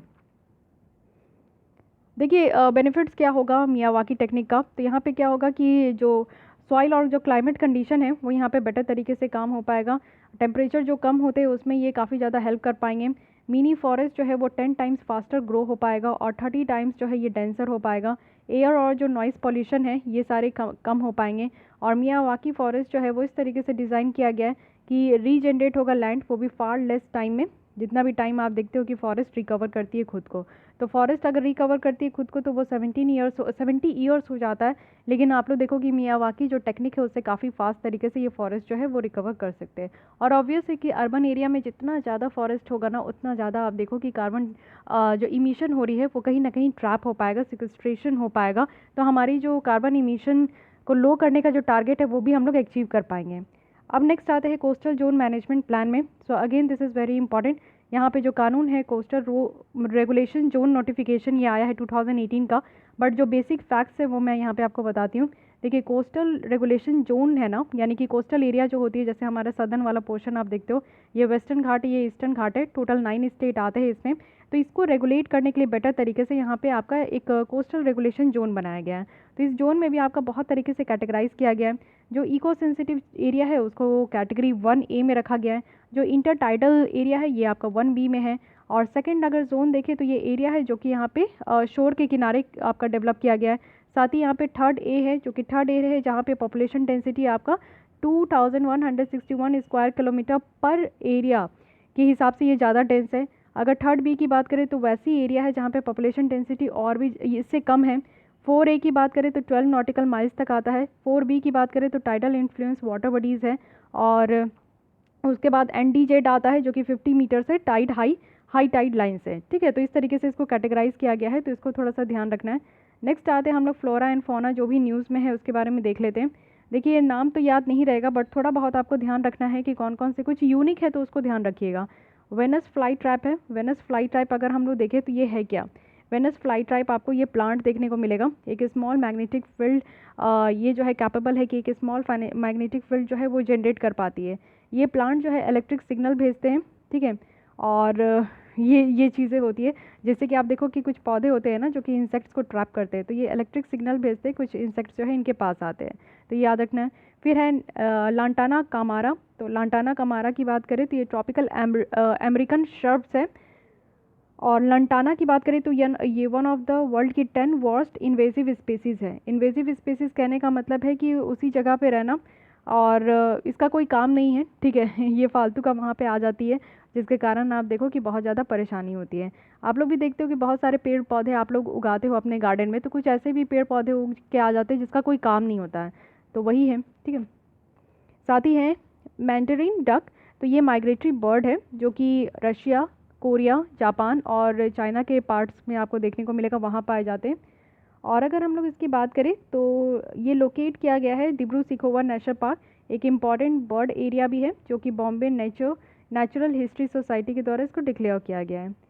उसके बाद है क्योलाकैंथ। तो क्योलाकैंथ एक आप देखो कि ये जाइंट फिश है, बड़ी फिश है।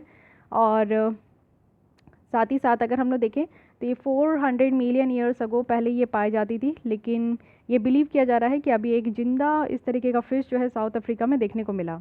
फिर है हिमालयन सेरो। तो हिमालयन सेरो अगर हम लोग देखें तो पहली बार में हिमालयन सेरो जो है वो आसाम के मानस टाइगर रिजर्व में देखने को मिला है। इससे पहले वो हिमाचल प्रदेश की स्पीति वैली में भी देखने को मिला था। और ये जो सेरो है ये शेड्यूल 1 में रखा गया है और इसकी जो IUCN रेड लिस्ट है ये वल्नरेबल है। ओके, फिर आते हैं 3 बैंडेड रोज फिंच। तो 3 बैंडेड रोज फिंच की बात करें तो यहाँ पे न्यू बर्ड है, ये बर्ड का नाम है और रिकॉर्ड किया गया है, यानी कि बॉम्बे नेचुरल हिस्ट्री सोसाइटी के द्वारा कहा गया है कि ये न्यू बर्ड है जो कि इसकी प्रेजेंस देखी गई है। तो अगर हम लोग बॉम्बे नेचुरल हिस्ट्री सोसाइटी की बात करें तो नॉन गवर्नमेंटल ऑर्गेनाइजेशन है, जिसे 1883 में इसको इस्टेब्लिश किया गया था, ठीक है। यहाँ पे जो नेचर और नेचुरल रिसोर्सेज के साथ ही ऑर्गेनाइजिंग यहाँ पे करते हैं, एजुकेशनल एक्टिविटीज़ भी ये ऑर्गेनाइज करते हैं, नेचुरल हिस्ट्री जो है उसको ये एक्सप्लोर करते हैं। तो इस बॉडी का ये पूरा काम है। न्यू स्पीसीज जो इंडिया में डिस्कवर किया गया है, अब इसको देख लीजिए because this is more important and what जितने भी डिस्कवर्ड किए गए हैं ऑल ओवर द वर्ल्ड में। तो 2 न्यू यहाँ पे रेड एल्गल सीविड्स स्पीसीज देखने को मिला है इंडिया के कोस्ट लाइन में। एक तो है तमिलनाडु में और एक है गुजरात में। तो तमिलनाडु में हैपनिया इंडिका है और सोमनाथ पैंथन और शिवराजपुर है गुजरात में। तो ये याद रखना है कि रेड एल्गल सीविड्स स्पीसीज है। हैपनिया बुलाटा की बात करें तो ये डिस्कवर किया गया है कन्याकुमारी और Diu island of Daman and Diu में। और ये आप लोग देखो कि इंटरटाइडल जो रीजन होते हैं ना वहाँ पे ये ग्रो करते हैं। एक न्यू बटरफ्लाई स्पीसीज है जिनका नाम आप लोग देख सकते हो कि बहुत ही छोटी नाम है, ठीक है। इसे आप लोग अपने हिसाब से प्रोनाउंस कर लो। और ये डिस्कवर किया गया है वेस्टर्न घाट में, जो अगस्त हिमालय है ना उसमें ये आपका डिस्कवर किया गया है। तो इस तरीके से ध्यान रखना है। अब देखते हैं कि प्रोटेक्टेड एरिया जो न्यूज़ में रहे उसके बारे में हम लोग यहाँ पे देख लेते हैं, क्योंकि इससे तो 1-2 क्वेश्चन तो बनते ही है। गोवा की बात करें तो यहाँ पे है भगवान महावीर वाइल्ड लाइफ सेंचुरी। तो काफ़ी सीरियस इन्वायरमेंटल कंसर्न है जिसके कारण ये जो आपका वाइल्ड लाइफ सेंचुरी है ये न्यूज़ में आया है। और साथ ही साथ अगर हम लोग देखें तो ये वेस्टर्न घाट के फुट हिल्स में ये आपका लोकेटेड है और गोवा में है, तो इसलिए याद रखना है। यहाँ पे फेमस दूध सागर जो वाटरफॉल है वो आपको इसी वाइल्ड लाइफ सेंचुरी में देखने को मिलेगा। नेक्स्ट आते हैं गुजरात। तो गुजरात में है यहाँ पे शेत्रुंजय हिल रिजर्व फॉरेस्ट एरिया। तो यहाँ पे आप लोग देखो कि एशियाटिक लाइन रहते हैं, लेपर्ड है और हर्बीवोर्स है, और जैसे कि आपका ब्लू वॉल्स, ये सारे स्पीसीज यहाँ पे पाए जाते हैं। ये जो फॉरेस्ट है ना एक पैच ऑफ हिली ड्राई डेसिडियस फॉरेस्ट का आपको देखने को मिलेगा।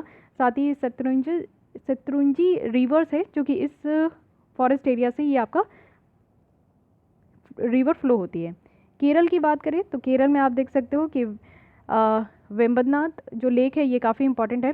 तो प्राइम मिनिस्टर मन की बात में जो है यहाँ पे कहे थे कि केरल में के जो फार्मर्स है ना वो यहाँ पे वेम्बनाथ लेक को क्लीन करें। ये लार्जेस्ट लेक है, यानी कि सबसे बड़ा लेक आपको केरल में देखने को मिलेगा और लॉन्गेस्ट लेक है इंडिया का वेम्बनाथ लेक, ठीक है। तो वल्लम काली है, ये एक स्नेक बोट रेस होता है जो कि इसी लेक में आपको देखने को मिलेगा। एक लंबी बोट होती है, इसी में बहुत सारे लोग बैठे रहते हैं और ये बोट रेस होता है। तो ये भी आपसे पूछा जा सकता है कि वल्लम काली कहाँ होता है। तो वल्लम काली आपका जो है ये केरल के वेम्बनाथ लेक में होता है। नेहरू ट्रॉफी बोट रेस भी यहाँ पे आपको देखने को मिलेगा, इसे कहते हैं। और वेम्बनाथ लेक की बात करें तो ये वेटलैंड है इंटरनेशनल इंपॉर्टेंस जो कि रामसर कन्वेंशन के तहत देखने को मिलेगा। और कुमरा कॉम जो बर्ड सेंचुरी है ये भी लोकेटेड है कहाँ, तो इस लेक के ईस्ट कोस्ट में। मध्य प्रदेश में बात करूँ तो ये है बांधवगढ़ टाइगर रिजर्व जो कि काफ़ी इंपॉर्टेंट है। ये सेकंड टाइगर रिजर्व है जहाँ पे फॉरेस्ट फायर जो है वो काफ़ी ज़्यादा होने लगे, जंगलों में आग लगने लगी है। और इससे पहले आप देखो कि इसी तरीके का इंसिडेंस जो है उड़ीसा के सिमलीपाल रिजर्व में देखने को मिला था। बांधवगढ़ नेशनल पार्क की बात करें तो ये आपका मध्य प्रदेश के में जो विंध्या हिल्स है वहाँ ये फैला हुआ है और इसको कहा जाता है रॉयल बंगाल टाइगर्स भी। यहाँ पे आपको फौना देखने को मिलेंगे, तो ये भी याद रखना है। मेघालय में बात करें तो नोंगखेम वाइल्ड लाइफ सेंचुरी है। इंडिया का फर्स्ट बैम्बू ड्विलिंग बैट जो कि स्टिकी डिस्क के साथ ये रिकॉर्ड किया गया था। ये जो सेंचुरी है ये री बोई डिस्ट्रिक्ट ऑफ मेघालय में है। ये one of the best protected area है नॉर्थ ईस्ट की, और ये ईस्टर्न हिमालय जो ग्लोबल बायोडाइवर्सिटी हॉट स्पॉट है यहाँ पे आपको ये देखने को मिलेगा। तो मेघालय की याद रखना है। और ये पहली यहाँ पे बैम्बू ड्रिलिंग जो बैट विथ स्टिकी डिक्स है तो ये यहाँ पे पाया गया, तो दैट्स वाई ये काफ़ी इंपॉर्टेंट है। केरल की बात करें तो यहाँ पे कर्लापट वाइल्ड लाइफ सेंचुरी है। उड़ीसा की, केरल की बात करूँ मैं, उड़ीसा की बात करूँ तो 6 एलिफेंट यहाँ पे डाई हो चुके हैं, और वो भी लास्ट 14 डेज़ में। तो ये काफ़ी ज़्यादा आप देखो कि एक क्या बोलूँ, मतलब ऐसा कुछ न्यूज़ सुनती हूँ तो बहुत ज़्यादा बुरा लगता है कि हमारे इतने इंपॉर्टेंट स्पेसीज़ है जो कि इनकी डेथ हो गई, और एक दो नहीं, यहाँ पे टोटल आप देखो कि 6 है। ये जो सेंचुरी है ये कहाँ है, उड़ीसा में है। और इसमें आपको इस एलिफेंट के अलावा लेपर्ड, गौर, सांबर सब देखने को मिलेंगे, ठीक है। उसके बाद है सतकोशिया टाइगर रिजर्व। तो यहाँ पे आप देख सकते हो कि टाइगर रीलोकेशन प्रोजेक्ट था।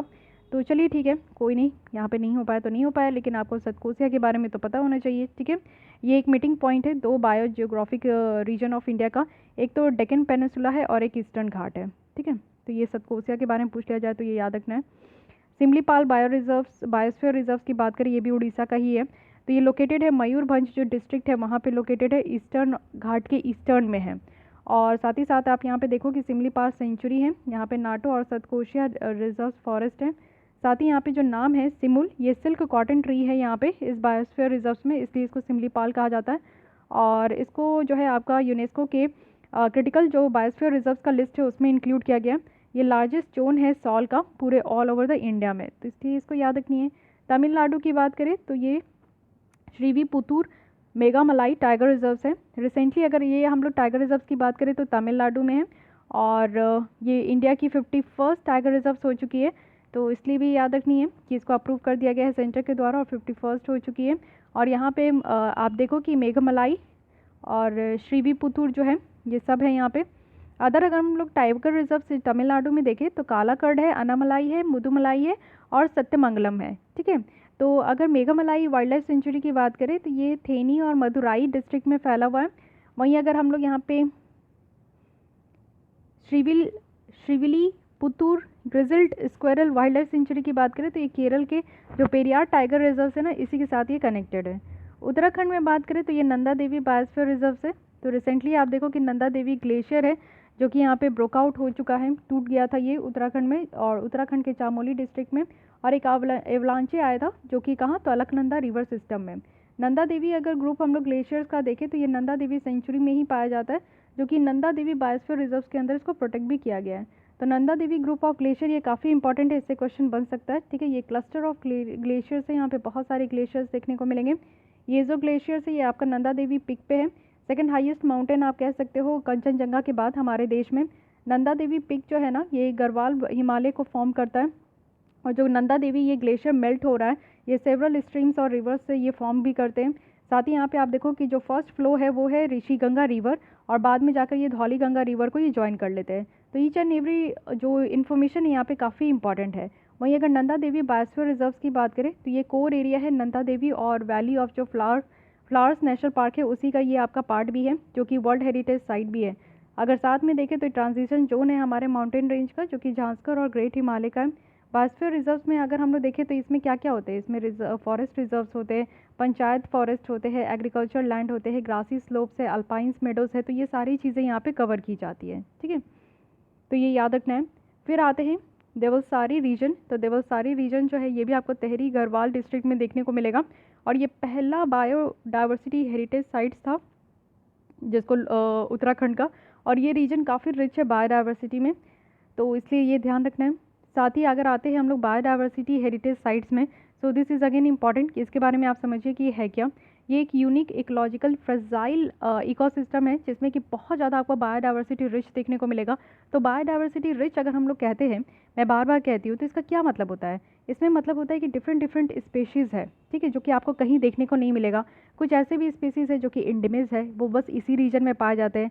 रेयर, इंडेमिक और थ्रेटेंड स्पेसीज़ भी है, इवन की स्टोन स्पेसीज़ भी है। की स्टोन स्पेसीज़ कहने का मतलब है कि ऐसे स्पेसीज़ जो कि जिस इन्वायरमेंट में रहते हैं उनमें काफ़ी और भी ज़्यादा स्पेसीज़ उन पे डिपेंडेंट होते हैं। अगर ये की स्टोन स्पेसीज़ यहाँ से ख़त्म हो जाए तो इनके कारण ऑटोमेटिक बहुत सारे स्पेसीज़ जो है वो ऑटोमेटिक डेथ हो जाएंगे। तो ऐसे ऐसे स्पेसीज़ है, इसलिए इस रीजन को हम लोग क्या कहते हैं, बायोडाइवर्सिटी हेरिटेज साइट्स। अगर हम लोग यहाँ पे बायोलॉजिकल डाइवर्सिटी एक्ट 2002 के तहत देखें तो स्टेट गवर्नमेंट जो है वो लोकल बॉडीज़ के साथ कंसल्ट करके किसी एरिया को वो नोटिफाई करते हैं as a biodiversity heritage site. तो देखिए ये बहुत इंपॉर्टेंट हो जाता है कि कौन यहाँ पे नोटिफाई करता है और किस तरीके से कोई भी एरिया को हम लोग बायोडाइवर्सिटी हेरिटेज साइट्स कहते हैं। तो बायोलॉजिकल डाइवर्सिटी एक्ट है, ठीक है। इसके तहत आप लोग देखो कि स्टेट गवर्नमेंट को ये पावर दिया गया कि वो लोकल बॉडीज़ के साथ कंसल्ट करते हैं और फिर यहाँ पे जो है इस कंक्लूजन में निकल कर आते हैं कि ठीक है इस बायोडाइवर्सिटी इंपॉर्टेंस को हम लोग बायोडाइवर्सिटी हेरिटेज जैसा डिक्लेयर कर सकते हैं। और आज के डेट में आप लोग देखो कि हमारे देश में 18 यहाँ पे बायोडाइवर्सिटी हेरिटेज साइट्स है, तो ये भी काफ़ी इंपॉर्टेंट है। तो इतनी बातें हो गई, चलिए अब देख लेते हैं, एक बार रिवाइज कर लेते हैं कि प्रोटेक्टेड एरिया कौन कौन से न्यूज़ में है। स्टार्ट करते हैं उत्तराखंड के साथ। तो यहाँ पे है नंदा देवी बायोस्फीयर रिजर्व के बारे में हम लोग देखें, फिर देवालसरी रीजन के बारे में देखें, जिम कॉर्बेट टाइगर रिजर्व के बारे में, and then Rajaji tiger reserve के बारे में। Okay fine. फिर आते हैं यहाँ पे आसाम में। तो आसाम में Manas national park, Pavitora wildlife sanctuary, और अभी 2 आपका जो है न्यू यहाँ पे नेशनल पार्क ऐड किया गया है, तो आगे अभी हम लोग देखेंगे। फिर उड़ीसा की बात करें तो उड़ीसा में हम लोग कर्लापट वाइल्ड लाइफ सेंचुरी है, सतकोशिया टाइगर रिजर्व है, सिमलीपाल बायोस्फीयर रिजर्व है, ठीक है। मेघालय की बात करें तो मेघालय में आप देखो कि नोंगखेलम वाइल्ड लाइफ सेंचुरी है। मध्य प्रदेश की बात करें तो मध्य प्रदेश में बांधवगढ़ टाइगर रिजर्व है, कान्हा टाइगर रिजर्व है। गुजरात की बात करूं तो Shatrunjay hills reserve forest reserve है। और फिर गोवा की बात करूं तो भगवान महावीर वाइल्ड लाइफ सेंचुरी है। केरल की बात करूं तो वेम्बनाथ लेक है। तमिलनाडु की बात करूं तो ये अभी आपका देखो कि नया इसको डिक्लेयर किया गया है टाइगर रिजर्व, जो कि श्रीविल्ली पुतूर मेगामलाई टाइगर रिजर्व है। फाइन। अदर कंजर्वेशन मेजर्स भी हम लोग देख लेते हैं जो भी मुझे लगता है कि इम्पॉर्टेंट है आपके एग्जाम पॉइंट ऑफ व्यू से। तो इंडिया की फर्स्ट सेंटर है वेटलैंड कंजर्वेशन एंड मैनेजमेंट का। तो यहाँ पे देखिए कि ministry of environment forest and climate change के द्वारा इस्टेब्लिश किया गया इंडिया का पहला सेंटर जो कि वेटलैंड कंजर्वेशन एंड मैनेजमेंट के लिए है। और ये आपका वर्ल्ड वेटलैंड जो डे है, अब आपको ये बताना है कि किस दिन हम लोग सेलिब्रेट करते हैं। चलिए मैं हिंट देती हूँ कि हम लोग फेब्रवरी मंथ में सेलिब्रेट करते हैं, बट डेट आप ही को बतानी है, ठीक है। उसी के बेसिस में उसी दिन यहाँ पे इंडिया का first centre for wetland conservation and management लाया गया है, ठीक है। और ये कहाँ सिचुएटेड है, कहाँ लाया गया, तो चेन्नई में। उसके बाद अगर हम लोग बात करें Chipko movement, so you all aware from this movement कि चिपकू मूवमेंट क्या था। तो रिसेंटली रानी विलेज जो कि चामोली डिस्ट्रिक्ट है उत्तराखंड का, ये बर्थ प्लेस है चिपकू मूवमेंट का। तो फिर से यहाँ पे आप देखो कि जो रिसेंट ग्लेशियर आउटबर्स्ट हुआ है ना, उससे ही इस चीज़ को याद किया गया है। तो चिपकू मूवमेंट क्या था, एक नॉन वायलेंट एजिटेशन था। इट मीन्स कि वहाँ के जो लोकलाइट्स थे, ट्राइबल पीपल्स थे, वो पेड़ों को काटने के अगेंस्ट में पेड़ से चिपक गए थे और वो अपना एक काइंड ऑफ जो आप कह सकते हो कि लव दिखा रहे थे कि, और वो यहाँ पे ट्रीज़ को काटने नहीं दे रहे थे, ठीक है। तो ये जो वर्ड निकल कर आया है चिपकू, ये चिपकू निकल कर आया एम्ब्रेस, ठीक है। एक वर्ड है एम्ब्रेस, इससे निकल कर आया। तो जितने भी विलेजर्स थे वो यहाँ पे ट्रीज़ को हग कर लिए, इंसर्किल कर लिए कि वो यहाँ पे इस ट्रीज़ को काटने नहीं देंगे। एक्चुअली चिपकू मूवमेंट इनिशिएट जिसके द्वारा किया गया था वो 1973 में, नाम है सुंदर लाल बाहुगुना। तो ये नाम भी याद रखना है, सुंदर लाल बाहुगुना है जिनके द्वारा ये इनिशिएट किया गया था। साथ ही अगर चिपकू मूवमेंट की बात करें तो ये गांधीयन फिलॉसफी जो पीसफुल रेसिस्टेंस है उसी को फॉलो करता है।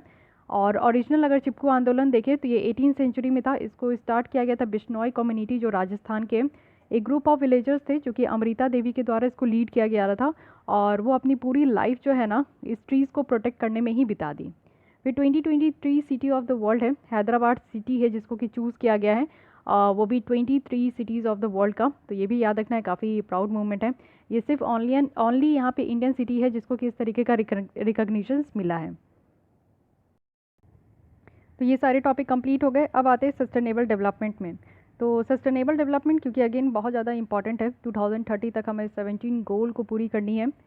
तो सस्टेनेबल डेवलपमेंट की बात करूं तो इसमें वर्ल्ड सस्टेनेबल डेवलपमेंट सबमिट हुई है 2021। तो सबसे पहले याद रखनी है कि 20th एडिशन है। और the energy and resource institute जिसे हम लोग टेरी कहते हैं, ये फ्लैगशिप इवेंट है वर्ल्ड सस्टेनेबल डेवलपमेंट सबमिट का, जो कि ऑनलाइन हुआ है, ठीक है। तो थीम क्या है इस बार सबमिट की, तो ये भी देख लीजिए, redefining our common future, safe and secure environment for all.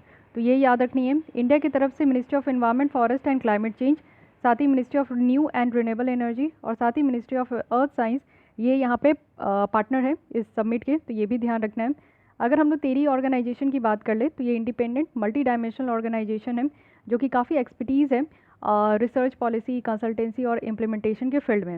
Actually ये ओरिजिनली इस्टेब्लिश किया गया था टाटा एनर्जी रिसर्च इंस्टीट्यूट के जैसा, जो कि 1974 में, और इसका मिशन यही है कि हम लोग जो है यहाँ पे सस्टेनेबल फ्यूचर हो। इट मीन्स कि आज के डेट में जितनी भी नेचुरल रिसोर्सेज हम लोग इस्तेमाल कर पा रहे हैं, यूज़ कर पा रहे हैं, अवेल कर पा रहे हैं, एक्सेस कर पा रहे हैं, वो सारी चीज़ें हमारे आगे आने वाले फ्यूचर को भी मिले। इसकी हेडक्वार्टर कहाँ है? तो इंडिया के न्यू दिल्ली में, तो इसलिए ये ध्यान रखना है तेरी की, ठीक है। अब आगे आते हैं, ये है CREA ये है SEE इकोसिस्टम अकाउंटिंग। सो इकोसिस्टम अकाउंटिंग समझिए कि ये वर्ड की मीनिंग क्या है। एक्चुअली ये एक तरीके का फ्रेमवर्क है जिसमें कि इकोसिस्टम से जितने भी मेजर्स हैं उनको इंटीग्रेट किया जा रहा है, और जो सर्विस है वो यहाँ पे सबको मिले। इट मीन्स कि इकोनॉमिक पॉइंट ऑफ व्यू से भी और अदर ह्यूमन एक्टिविटीज़ के लिए भी। इकोसिस्टम अकाउंटिंग है, इट मीन्स कि हमारे इन्वायरमेंट से जितनी भी यहाँ पे सर्विसेज प्रोवाइड की जा रही है वो सारे लोगों को यहाँ पे मिले। इकोसिस्टम अकाउंटिंग में आप देखो तो यहाँ पे जो SEE इकोसिस्टम अकाउंटिंग यहाँ पे जो डिस्क्राइब किया गया है, इसमें ये कहा गया है कि एक अकाउंटिंग अप्रोच रिकॉग्नाइज किया जा रहा है जिसमें कि जो इंडिविजुअल है, इंडिविजुअल रिसोर्स जो फंक्शन है वो यहाँ पे ब्रॉडर सिस्टम के साथ काम कर रहे हैं। इट मीन्स कि अगर हम लोग बात करें यहाँ पे तो SEE आप लोग देख सकते हो, ये एक्चुअली जो भी यहाँ पे इकोसिस्टम से जितनी भी सर्विसेज प्रोवाइड की जा रही है ना, उन सबको मेजर्स किया जाता है, ठीक है। और एक अच्छा खासा जो है सस्टेनेबिलिटी इसको प्रमोट कर सके, इसके बारे में यहाँ पे बात हो रही है। तो system of environmental economic accounting की अगर हम लोग बात करें तो ये इंटीग्रेटेड स्टैटिस्टिकल फ्रेमवर्क है एक तरीके का। आप समझो कि यहाँ पे सारी रूल्स रेगुलेशन है कि कैसे बायोफिजिकल डेटा को ऑर्गेनाइज करना है, इकोसिस्टम सर्विस को मेजर करना है, साथ ही जो भी चेंजेस हो रही है हमारे इकोसिस्टम एसेट में उसको ट्रैक करना है। और यहाँ पे 5 कोर अकाउंट है, तो इसको आप लोग देख सकते हो, but these are not basically important for your prelims point of view. यहाँ पे टर्म की मीनिंग आपको पता होना चाहिए, जैसे what do you mean by natural capital, या फिर ये आपका 4 स्टेटमेंट दे दिया जाएगा और कहा जाएगा कि कौन सबसे बेटर एक्सप्लेनेशन है या डिस्क्रिप्शन है यहाँ पे नेचुरल कैपिटल का। तो नेचुरल कैपिटल जैसे कि आपको पता है कि हमारे इन्वायरमेंट में जो भी नेचुरल चीज़ें हैं, वर्ल्ड की स्टॉक है नेचुरल एसेट, जिसे हम लोग जियोलॉजी कहते हैं।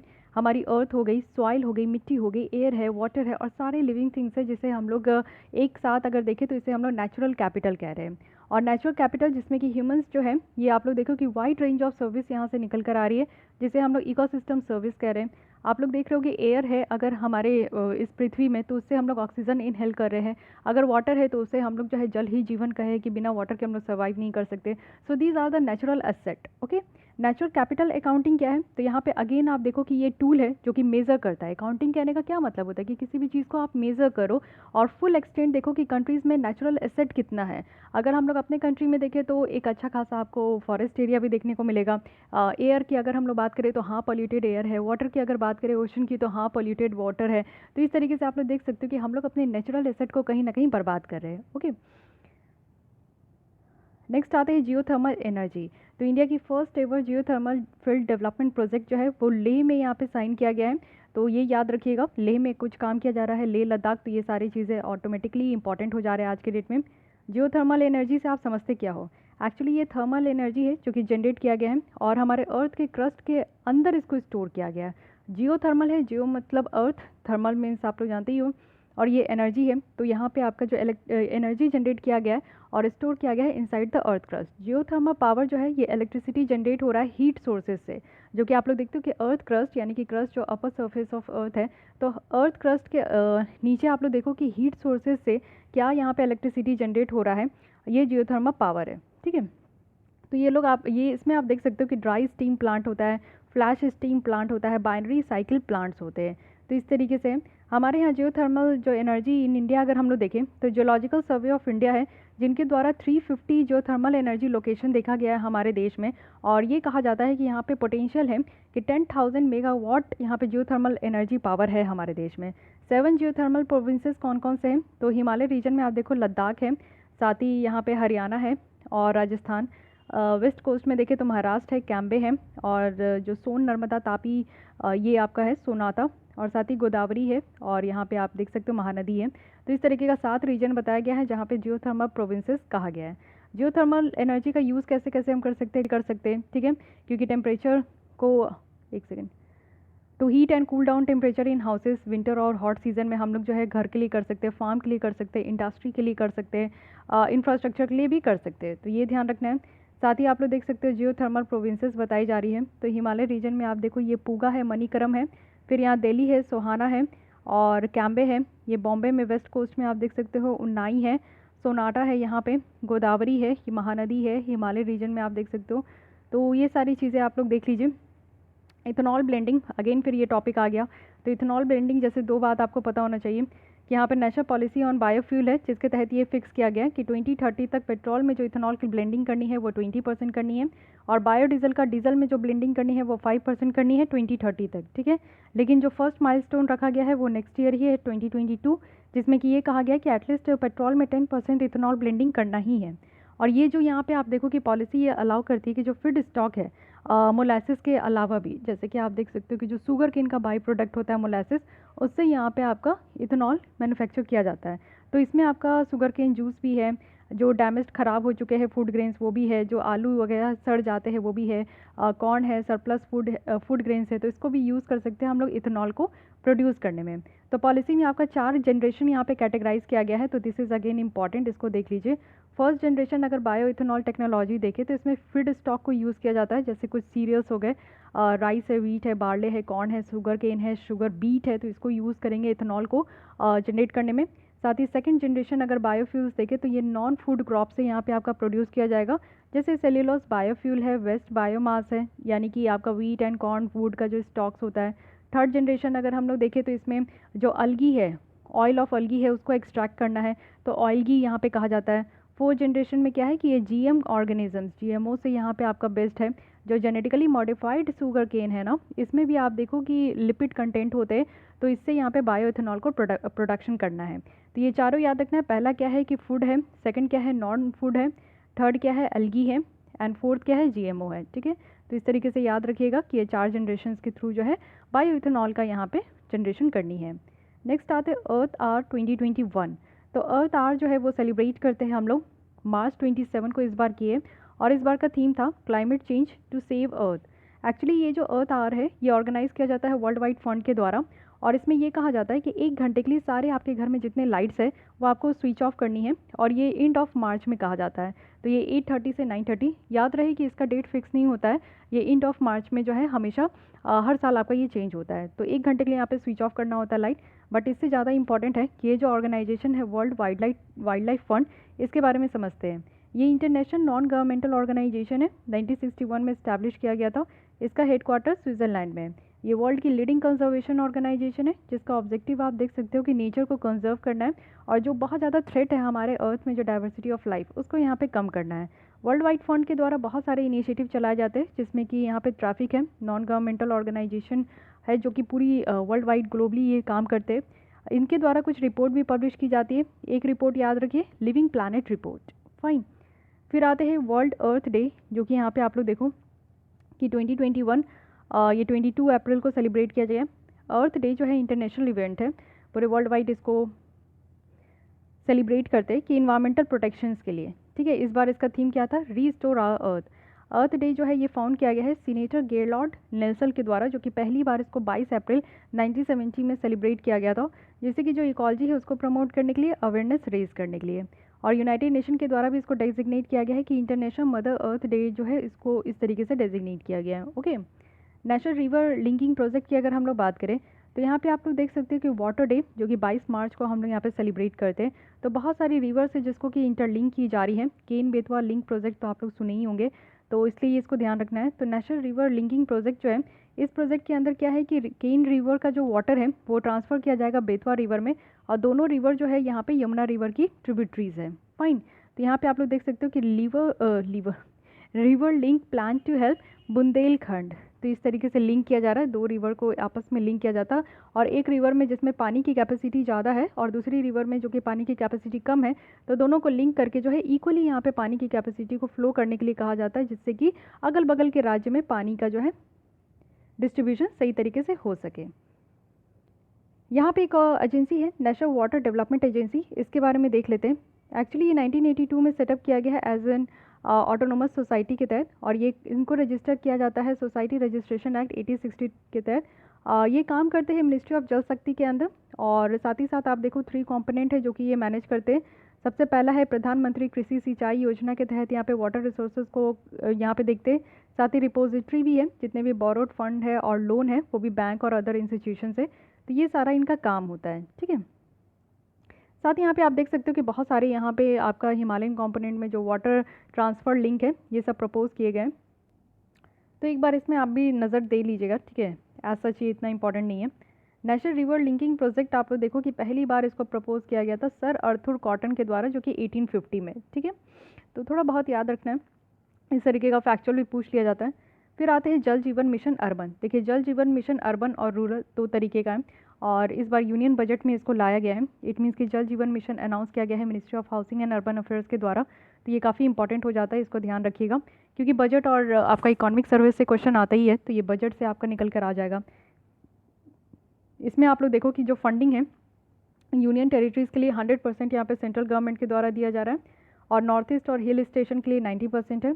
बाकी 1 लाख से कम के पॉपुलेशन में 50% है, ठीक है, और 25% है जिसमें कि मिलियन प्लस पॉपुलेशन है। ओके, ऑब्जेक्टिव क्या है जल जीवन मिशन का? तो सबसे पहला है कि universal coverage of water supply करना है, सारे हाउस होल्ड में जो है यहाँ पे पानी की व्यवस्था पूरी करनी है, और ये भी 2024 तक। तो ये टारगेट याद रखिएगा। और इससे क्या है कि सस्टेनेबल डेवलपमेंट गोल जो 6 है वो यहाँ पे पूरा करना है। उसके बाद सिक्योर करना है जो टैप और सिवर कनेक्शन है, हर घर में यहाँ पे टैप कनेक्शन प्रोवाइड करनी है। साथ ही जो वाटर बॉडीज़ है उसको रिजुवनेट करना है, ग्रीन स्पेस बनानी है, स्पॉन्ज सिटीज़ बनानी है। साथ ही आप लोग देखो कि यहाँ पे एक्वाफायर मैनेजमेंट प्लान होगा कि पानी को बेटर तरीके से यहाँ पे प्लान मैनेज कर सके। फिर जल जीवन मिशन अर्बन है, जिसमें कि आपका सर्कुलर इकोनॉमी ऑफ वाटर जो है उसको प्रमोट किया जाएगा, जिससे कि जो सिटी वाटर बैलेंस प्लान है उसको डेवलप करके। तो ये सारी चीज़ें आपको ध्यान रखनी है। और इसी के साथ अगर हम लोग देखें तो एक रूरल भी है जो कि 2019 में लाया गया था, उसी को देखते हुए 2021 में जो है ये अर्बन भी लाया गया है। तो रूरल आपको देखने को मिलेगा कि डिपार्टमेंट ऑफ ड्रिंकिंग वाटर और सैनिटेशन के अंदर आता है, जल शक्ति मंत्रालय के तहत। इसका यहाँ पे एम है कि 55 लीटर ऑफ जो वाटर है उसको सप्लाई करना है पर पर्सन पर डे, हर एक जो गांव के घर है हर घर नल से जल। तो ये चीज़ें यहाँ पे पूरा करना है, और इसमें भी आपका टारगेट 2024 ही है। तो दोनों का टारगेट आपका 2024 है, तो इस तरीके से आपको ध्यान रखनी है, ठीक है। फिर जल शक्ति अभियान है, यानी कि कैच द रेन कैंपेन, यानी कि यहाँ पे रेन वाटर हार्वेस्टिंग के बारे में बात किया जा रहा है। ये जल शक्ति अभियान है। Catch the rain where it falls when it falls, जब भी यहाँ पे बारिश हो रही है, जहाँ भी बारिश हो रही है, आपको उस रेन को जो है स्टोर करके रखना है। ये आपका कैंपेन चलाया जा रहा है। तो रेन वाटर हार्वेस्टिंग आप समझिए कि ये क्या है। एक्चुअली जितनी भी रेन वाटर होती है, यानी कि अभी जैसे बारिश हो रही है तो उसकी जितनी भी पानी है उसको आप लोग स्टोर करके रखो और उसको यूज़ करो, यानी कि जैसे पानी बहते जाता है वो बहने मत दो, उसको स्टोर करो, फिर उसको यूज़ करो। बहुत तरीके का यूज़ आप कर सकते हो, तो इसलिए ये किया जाता है। Roof top rain water harvesting है, ये एक तरीके का मेथड है जिसमें कि छत पे ही इस तरीके का इक्विपमेंट बना देना चाहिए, बड़े बड़े जो गैलन है वो रख देना चाहिए, जिससे कि वर्षा के पानी से वो आपका भर जाए, फिर बाद में आप उसको यूज़ कर सको, ठीक है। ये आप देख सकते हो इकोलॉजिकल रीजन है और ट्रेडिशनल वाटर मैनेजमेंट सिस्टम है। एक्चुअली इस तरीके का रेन हार्वेस्टिंग सिस्टम जो है ये आज कुछ नया नहीं है, ये हमारे पूर्वजों के द्वारा काफ़ी ज़्यादा इसका उपयोग किया जाता था, और हर एक जगह पे इसका अलग अलग नाम है। तो इस तरीके से आप लोग इस लिस्ट को स्क्रीनशॉट ले लीजिए और बार बार देखिए, जिससे कि थोड़ा बहुत ध्यान रहे। ओके, फिर आते हैं सस्टेनेबल फूड सिस्टम में। तो इंडिया जो है उस यहाँ पे आप देखो कि पहला national dialogue on agri food system हुआ है दिल्ली में, तो इसलिए ये आपका इंपॉर्टेंट हो गया है थोड़ा। और साथ ही साथ यहाँ पे मेन एम है कि जो सस्टेनेबल डेवलपमेंट गोल है उस गोल को अचीव करना। यहाँ पे आप लोग देखो कि इंटरनेशनल एफर्ट्स क्या है सस्टेनेबल फूड सिस्टम को लेकर। तो यहाँ पे FAO और यूनाइटेड नेशन इन्वायरमेंट प्रोग्राम का सस्टेनेबल फूड सिस्टम प्रोग्राम है, ये 2011 में ही स्टार्ट किया गया था। उसके बाद इंडिया की इनिशिएटिव अगर हम लोग देखें तो national mission for sustainable agriculture है, जिसका एम है कि एग्रीकल्चर सेक्टर्स में ज़्यादा ध्यान देना, जिससे कि जो हमारी फसल है वो ज़्यादा प्रोडक्टिव हो, सस्टेनेबल हो, रिन्यूमरेटिव हो। तो ये आपका ये सारे अंदर आता है। साथ ही यहाँ पे देखो प्रधानमंत्री कृषि सिंचाई योजना है, मेनली यहाँ पे जो इरिगेशन फैसिलिटी है वो यहाँ पे प्रोवाइड करना है, पानी ज़्यादा बर्बाद ना हो इस पर ध्यान दिया जाएगा। फिर है परंपरागत कृषि विकास योजना, जिसका एम है यहाँ पे कि कमर्शियल ऑर्गेनिक प्रोडक्शन को यहाँ पे ज़्यादा से ज़्यादा प्रमोट करना है। अदर इंपॉर्टेंट न्यूज़ अगर हम लोग देखें तो सोलर आउटसाइंस wind power in total capacity, तो यहाँ पे बताया जा रहा है रिसेंटली आप देखो कि ये जो PLI स्कीम है सरकार के द्वारा लॉन्च किया गया, प्रोडक्शन लिंक्ड इंसेंटिव्स, वो सोलर फोटोवोल्टाइक सेल के लिए भी यहाँ पे प्रोवाइड किया जा रहा है। रिन्यूएबल एनर्जी ब्रेक का आप देख सकते हो कि सोलर में सबसे ज़्यादा यहाँ पे आपको देखने को मिलेगा कि प्रोडक्शन हुआ है सोलर एनर्जी का, ये आपका 38,794 मेगावाट है। फिर विंड का आप देख सकते हो थोड़ा सा इससे कम है। फिर आपका यहाँ पे देखने को मिलेगा कि इसके बाद बायोमास है एंड देन यहाँ पे स्मॉल हाइड्रो है। तो इस तरीके से आपको ये ध्यान रखना है। देखिए हम लोग जो है ना सोलर सेल को लेकर और मॉड्यूल्स को लेकर चाइना के ऊपर बहुत डिपेंडेंस रहते हैं और 80% हमारा जो है सोलर सेल और मॉड्यूल का डिमांड चाइना ही पूरा करता है। नेक्स्ट यहाँ पे सोलर गीगावाट क्लब है। एक्चुअली 9 अफ्रीकन नेशंस एक साथ मिलकर आए हैं और गीगावाट क्लब जो है वो यहाँ पे लेकर आए गीगावाट क्लब, जिसमें कि इंडिया भी इंक्लूड है। ठीक है, India biggest floating solar power plant है, वेरी इंपॉर्टेंट। ये तेलंगाना के रामगुंडम जगह पे आपको देखने को मिलेगा कि 100 मेगावाट का ये कैपेसिटी है और ये आपका फ्लोटिंग इस तरीके का सोलर पावर प्लांट बनाया गया है। इसको कमीशन किया गया है नेशनल थर्मल पावर कॉरपोरेशन के द्वारा, तो ये भी याद रखना है। और वर्ल्ड का लार्जेस्ट जो सोलर पावर है, इट मीन्स कि 600 मेगावाट कैपेसिटी के साथ इसको ओमकारेश्वर डैम जो नर्मदा रिवर में है मध्य प्रदेश में, उसमें ये इसको जो है लाया गया है। तो ये देखिए छोटी छोटी न्यूज़ हो जाती है जो कि काफ़ी है। ये इंडिया का बिगेस्ट फ्लोटिंग कहाँ है, तो तेलंगाना में है। और वर्ल्ड का लार्जेस्ट सोलर पावर प्लांट कहाँ है, तो ये मध्य प्रदेश में है। First farm based solar power plant Rajasthan में है। तो ये आप देख सकते हो कि राजस्थान की जो रिन्यूएबल एनर्जी कॉर्पोरेशन लिमिटेड है, उनके द्वारा ये कहा गया है कि कंट्री का पहला farm based solar power project है जो कि पीएम कुसुम स्कीम के तहत यहाँ पे लाया गया है। अब ये पीएम कुसुम क्या है, तो ये है किसान ऊर्जा सुरक्षा एवं उत्तम महाअभियान। तो ये लॉन्च किया गया था ministry of new and renewable energy के द्वारा, जो कि सोलर पंप और ग्रिड जो भी कनेक्टेड है सोलर से और अदर रिन्यूएबल जो पावर प्लांट है फार्मर्स के लिए, उसको इंस्टॉल करने के लिए ये लाया गया था। ठीक है, यहाँ पे आप देखो ऐड किया गया है सोलर और अदर रिन्यूएबल कैपेसिटी जो कि 2022 तक 25,750 मेगावाट तक यहाँ पे लेकर आना है। तो ये चीज़ें भी याद रखिएगा, देखिए तीनों में कंफ्यूज नहीं होना है। फिर है galvanising organic bio agro resource धन, इसको गोबर धन स्कीम कहा गया है। तो ये भी काफ़ी ज़्यादा ये आपका इंपॉर्टेंट है। ये किस मिनिस्ट्री के अंदर आता है, मिनिस्ट्री ऑफ जल शक्ति के द्वारा एक यूनिफाइड पोर्टल लाया गया है जो कि है गोवर्धन स्कीम के तहत। तो गोवर्धन स्कीम क्या है, ये इम्प्लीमेंट किया गया है स्वच्छ भारत मिशन जो आपका ग्रामीण वाला एरिया है उसके तहत इसको लाया गया है। और एक इम्पॉर्टेंट एलिमेंट है जैसे कि जो ओपन डेफिकेशन फ्री स्ट्रैटेजी है उसको अचीव करना, यानी कि खुले में जो शौच किया जाता है उस चीज़ों को यहाँ पे कम करने के लिए, बंद करने के लिए गोवर्धन स्कीम लाया गया है। तो ये ध्यान रखना है। साथ ही आप देखो E3 सर्टिफिकेशन है, एनर्जी एफिशिएंसी इंटरप्राइजेस सर्टिफिकेशन है यहाँ पे दिया जा रहा है। तो ये भी याद रखना है, मिनिस्ट्री ऑफ पावर के द्वारा इसको लाया गया है। फिर है Indian green building council mission on net zero कहने का मतलब है कि जो कार्बन न्यूट्रलिटी है ना, इट मीन्स कि कार्बन इमिशन को कम करना है। ये कंट्री की इमिशन होती है जो कि कंपेंसेट किया जाता है कि या तो ग्रीन हाउस गैसेस को रिमूव करे या तो एब्जॉर्ब करे एटमॉस्फेयर से। तो नेट ज़ीरो लाने की यहाँ पे बात की जा रही है। फिर है Diwali platform. Actually Diwali platform है क्या, तो ये प्लेटफॉर्म है जिसमें कि इंडिया और नीदरलैंड जो है वो पार्टिसिपेट करेंगे और यहाँ पे वाटर रिलेटेड जो भी चैलेंजेस है उसको सॉल्व करने के लिए। तो ये याद रखना है। फिर है कार्बन वॉच। तो यहाँ पे चंडीगढ़ है पहला राज्य बन गया है और यूनियन टेरिटरी भी है इंडिया का जो कि कार्बन वॉच लॉन्च किया है। तो कार्बन वॉच है क्या, ये मोबाइल एप्लीकेशन है जिससे कि कार्बन फुटप्रिंट किसी भी इंडिविजुअल, कोई भी एक इंडिविजुअल है उसके द्वारा अगर कार्बन इमिट किया जा रहा है तो उसको एक्सेस किया जाएगा। तो काफ़ी स्मार्ट ये अप्रोच है, इसको देखिए आप। उसके बाद है भारतीय प्रशिक्षित कृषि पद्धति। ठीक है, तो ये क्या है, ये इंट्रोड्यूस किया गया है, सब स्कीम है परंपरागत कृषि विकास योजना के तहत, जिसमें कि हम लोग ये कहे कि नेचुरल फार्मिंग को और ऑर्गेनिक फार्मिंग को ज़्यादा से ज़्यादा प्रमोट करना। नेचुरल फार्मिंग क्या है, ऑर्गेनिक फार्मिंग आप देखो ऑर्गेनिक फर्टिलाइजर मैन्योर वगैरह यूज़ करते हैं जैसे compost, vermi compost, cow dung manure, ये हो गया। नेचुरल फार्मिंग में क्या है कि ना केमिकल और ना ही ऑर्गेनिक फार्मर्स का फर्टिलाइजर्स का को ऐड करना है सॉइल में। तो थोड़ा सा स्लाइटली डिफरेंस है ऑर्गेनिक फार्मिंग और नेचुरल फार्मिंग में, तो इसको ध्यान रखना है। ऑर्गेनिक फार्मिंग में क्या होता है कि ऑर्गेनिक फर्टिलाइजर और मैन्योर यूज़ करते हैं, लेकिन नेचुरल फार्मिंग में तो ये दोनों कहीं से भी यूज़ नहीं करना है। फिर है direct seeded rice technique. This technique is also very important. Direct seed करना है, इट मीन्स कि आप जानते हो कि राइस के लिए क्या होता है कि पहले एक नर्सरी में उसकी बीज डाली जाती है, वो थोड़े लंबे लंबे होते हैं, तब उसको वहाँ से उठाकर मेन फील्ड में उसको बोया जाता है। तो ये काम नहीं करना है। अब यहाँ पे एक डायरेक्ट सीडिंग है जो कि डायरेक्ट यहाँ पे आपका सीधे मेन फील्ड है वहीं पे आपका ये बोया जाएगा। ठीक है, तो ये एक टेक्नोलॉजी है, इसका ध्यान रखिएगा। और एक और सिस्टम है सिस्टम ऑफ राइस इंटेंसिफिकेशन। ये मेथडोलॉजी है जिसमें कि जो इरिगेटेड राइस है उसकी प्रोडक्टिविटी को बढ़ाना, और इसमें क्या करेंगे कि जो प्लांट सॉइल वाटर न्यूट्रिएंट है उसकी मैनेजमेंट को यहाँ पे देखा जाएगा, बेटर तरीके से मैनेज किया जाएगा। ठीक है, अब ये ज्योग्राफी वाला पार्ट है, तो ये इसके लिए आपको अलग वीडियो मिलेंगे ज्योग्राफी का, जो कि पूरे 6 महीने का रिवीजन होगा। कुछ रिपोर्ट्स है, ये आप लोग देख लो। कोई भी रिपोर्ट आप पढ़ो तो उसमें 3 चीज़ जरूर पढ़ो कि वो रिपोर्ट किसके द्वारा लॉन्च किया गया है, उसमें इंडिया का क्या पोजीशन है और उसके इंडिकेटर्स क्या है, पैरामीटर्स क्या है। ये है ग्लोबल फॉरेस्ट गोल रिपोर्ट 2021। एक्चुअली ये रिपोर्ट आपका रिलीज़ किया गया है यूनाइटेड नेशन की जो department of economic and social affairs है उनके द्वारा, ठीक है। की फाइंडिंग में बताया गया कि 18% जो फॉरेस्ट है उसको प्रोटेक्टेड एरिया डिजिग्नेट किया गया था 2000 में। 40% जो वर्ल्ड की रिन्यूएबल एनर्जी है वो फॉरेस्ट से ही आती है। 40% जो एक्सट्रीम पुअर है ग्रामीण एरिया में वो फॉरेस्ट में ही रहते हैं, ठीक है। अदर इंपॉर्टेंट हम लोग रिपोर्ट देख लेते हैं, जैसे स्टेट ऑफ ग्लोबल क्लाइमेट 2020 है।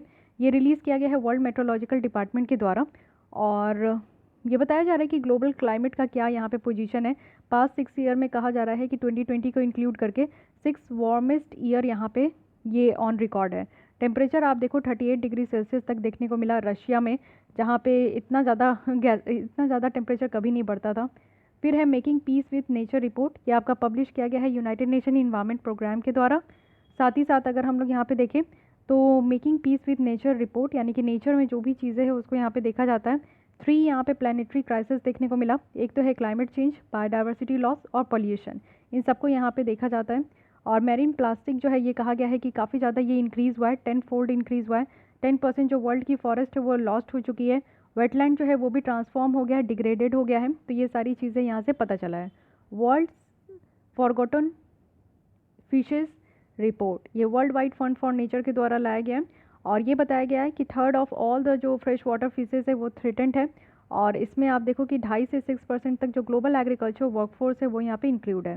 The India energy outlook 2021, yes this is important, ये आपका इंडिया इंटरनेशनल एनर्जी एजेंसी के द्वारा रिलीज़ किया गया है। इस आउटलुक में ये बताया गया कि इंडिया के द्वारा क्या क्या अपॉर्चुनिटी और क्या क्या चैलेंजेस फेस किया जा रहा है। इसमें आप लोग देखो कि इंडिया की एनर्जी के बारे में डिटेल बताया जा रहा है। तो यहाँ पे बोला गया कि इंडिया जो है वर्ल्ड की 3rd largest energy consuming countries है, और हमारी जो एनर्जी डिमांड है वो 2000 से डबल हो चुकी है। 80% जो हमारा एनर्जी डिमांड है वो कोल, ऑयल और सॉलिड बायोगैस से पूरा होता है। और ये बताया जा रहा है कि अगले 20 साल में इंडिया जो है वो लार्जेस्ट इंक्रीज़ होगा, यानी कि एनर्जी डिमांड हमारी आगे आने वाले सालों में और ज़्यादा इंक्रीज़ होगी। फिर है ग्लोबल एनर्जी रिव्यू, ये भी सेम ऑर्गेनाइजेशन है, इंटरनेशनल एनर्जी एजेंसी, और इनके द्वारा बताया गया है कि ग्लोबल एनर्जी डिमांड जो है वो 4.6% से बढ़ा है इस बार। और चाइना में आप देखो कि 50% ग्लोबल का ग्रोथ जो है अकेले एनर्जी सेक्टर में चाइना का ही है। और उसके अलावा बताएं तो ग्लोबल एनर्जी रिलेटेड जो कार्बन डाइऑक्साइड की इमिशन हो रही है ये 2nd largest annual increase ever है, यानी कि दूसरी साल है जिसमें कि हम लोग कार्बन डाइऑक्साइड इमिशन की इंक्रीज़ जो है वो देखते आ रहे हैं। फिर है ग्लोबल इलेक्ट्रिक व्हीकल आउटलुक 2021, तो सेम ऑर्गेनाइजेशन है, जहाँ पे एनर्जी निकल कर आ रहा है वहाँ पे इंटरनेशनल एनर्जी एजेंसी सामने आ जा रही है। यहाँ पे बताया गया है इंडिया में आप देखो कि क्या फाइंडिंग है कि हमारा जो है 30% यहाँ पे माना जा रहा है कि न्यू व्हीकल सेल्स होगा इंडिया में, वो भी इलेक्ट्रिक व्हीकल होगा 2030 तक। तो ये हम लोग जो है कोशिश कर रहे हैं। हमारे यहाँ पे इलेक्ट्रिक व्हीकल को बढ़ाने के लिए फेम 2 पॉलिसी भी लाया गया है। BS6 भी यहाँ पे आपका लॉन्च कर दिया गया है, ठीक है। BS6 व्हीकल्स जो है उसको डिप्लॉय कर दिया गया है। फिर है फॉस्चरिंग इफेक्टिव एनर्जी ट्रांजिशन 2021 रिपोर्ट, ये हमारा वर्ल्ड इकोनॉमिक फोरम के द्वारा लाया गया। इंडिया का रैंक कितना है तो 87 है 115 कंट्रीज़ में। और ग्लोबल जो हमारे यहाँ पे एनर्जी ट्रांजिशन है वो स्कोर अगर हम लोग देखें तो इंक्रीज़ हुआ है लास्ट 10 ईयर्स में। इंडिया और चाइना के द्वारा बताया जा रहा है कि हम लोग 3rd ग्लोबल एनर्जी डिमांड है पूरी तरीके से। साथ ही हम लोग देखें यहाँ पे तो फूड वेस्ट इंडेक्स रिपोर्ट 2021 है, ये यूनाइटेड नेशन इन्वायरमेंट प्रोग्राम के द्वारा। देखिए भोजन का बहुत ज़्यादा वेस्ट होता है और इस चीज़ को देखा जा रहा है यूनाइटेड नेशन इन्वायरमेंट प्रोग्राम के द्वारा। तो आई थिंक कि ये रिपोर्ट काफ़ी इंपॉर्टेंट हो जाती है। और इसमें ये बताया जा रहा है कि 17% जो टोटल फूड अवेलेबल है कंज्यूमर्स के लिए 2019 में तो वो वेस्ट हो चुका है। तो ये बहुत ही सोचने वाली बात है कि जितना हम लोग खाते नहीं उतना ज़्यादा बर्बाद करते हैं, तो इतना फूड हमारे यहाँ बर्बाद भी हो रही है। तो इन सारी चीज़ों को ध्यान रखना है। चलिए आइए रिवीजन हो जाएगा मैप के थ्रू, प्लेसेस क्या क्या न्यूज़ में है। तो जम्मू एंड कश्मीर की बात करें तो यहाँ पे लार्जेस्ट टुलिप गार्डन है एशिया में, जो कि आपको यहाँ पे जबरवान रेंज में देखने को मिलेगा कश्मीर वैली में। उसके बाद यहाँ पे रिवर तावी है, रिवर तावी मूवमेंट है। लोकल्स यहाँ पे कोशिश कर रहे हैं कि जो रिवर तावी है उसको क्लीन करे। और कैलाश कुंड जो ग्लेशियर है यहाँ से आपका रिवर तावी जो है वो ओरिजिनेट होता है। तो ये दोनों पॉइंट काफ़ी इंपॉर्टेंट है। मेघालय की बात करूँ तो सेवरल डेवलपमेंट एक्टिविटीज़ गारो हिल्स में चल रही है। और जो यहाँ पे आप देखो कि उमनगॉट रिवर है ना, उसके ऊपर डैम बनाया जा रहा है, लेकिन मेघालय के लोग इसको अपोज कर रहे हैं। उत्तराखंड में क्या है कि ग्लेशियर जो है वो यहाँ पे टूट चुका है चामोली डिस्ट्रिक्ट में, और ये सुमन्ना एरा ऑफ नीति वैली में। यूपी में क्या हुआ है तो यहाँ पे फाउंडेशन स्टोर रखा गया है डेवलपमेंट वर्क, जो कि चितौरा लेक में है। तो चितौरा लेक कहाँ है तो ये यूपी में है। राजस्थान में क्या है तो लूनी रिवर याद रखिएगा, कर्नाटक और गोवा में क्या है, तो ये inter state river water dispute है। किस रिवर को लेके, तो मांडोवी रिवर को लेके। ये छोटी सी न्यूज़ है इराटा। तो इराटा आप लोग देखो कि ये बताया गया है कि PT 365 इन्वायरमेंट में आप लोग इसको देख लो। करेक्ट इन्फॉर्मेशन यहाँ पे किया जा रहा है, पहले उस समय रॉन्ग हो गया। देखिए विज़न IAS मैगजीन में भी बहुत सारे मिसप्रिंट हो जाते हैं, तो उसको ये लोग बाद में करेक्ट कर देते हैं। तो ये बताया जा रहा है कि जो नेशनल बोर्ड वाइल्ड लाइफ है, ये चेयर्ड किया जाता है हमारे प्राइम मिनिस्टर ऑफ इंडिया के द्वारा। बाकी इसकी इन्फॉर्मेशन आप PT 365 इन्वायरमेंट जो 2020-2021 का है उसमें आप लोग देख सकते हो। तो ये इन्फॉर्मेशन याद रखना है, इन्होंने गलत कर दिया, आप गलत करके मत आना। तो यहाँ पे हमारा ये जो मैगज़ीन है इसमें इन्वायरमेंट सेक्शन कंप्लीट हो जाता है। नेक्स्ट हम लोग मैगज़ीन्स के यहाँ पे स्टार्ट करते हैं।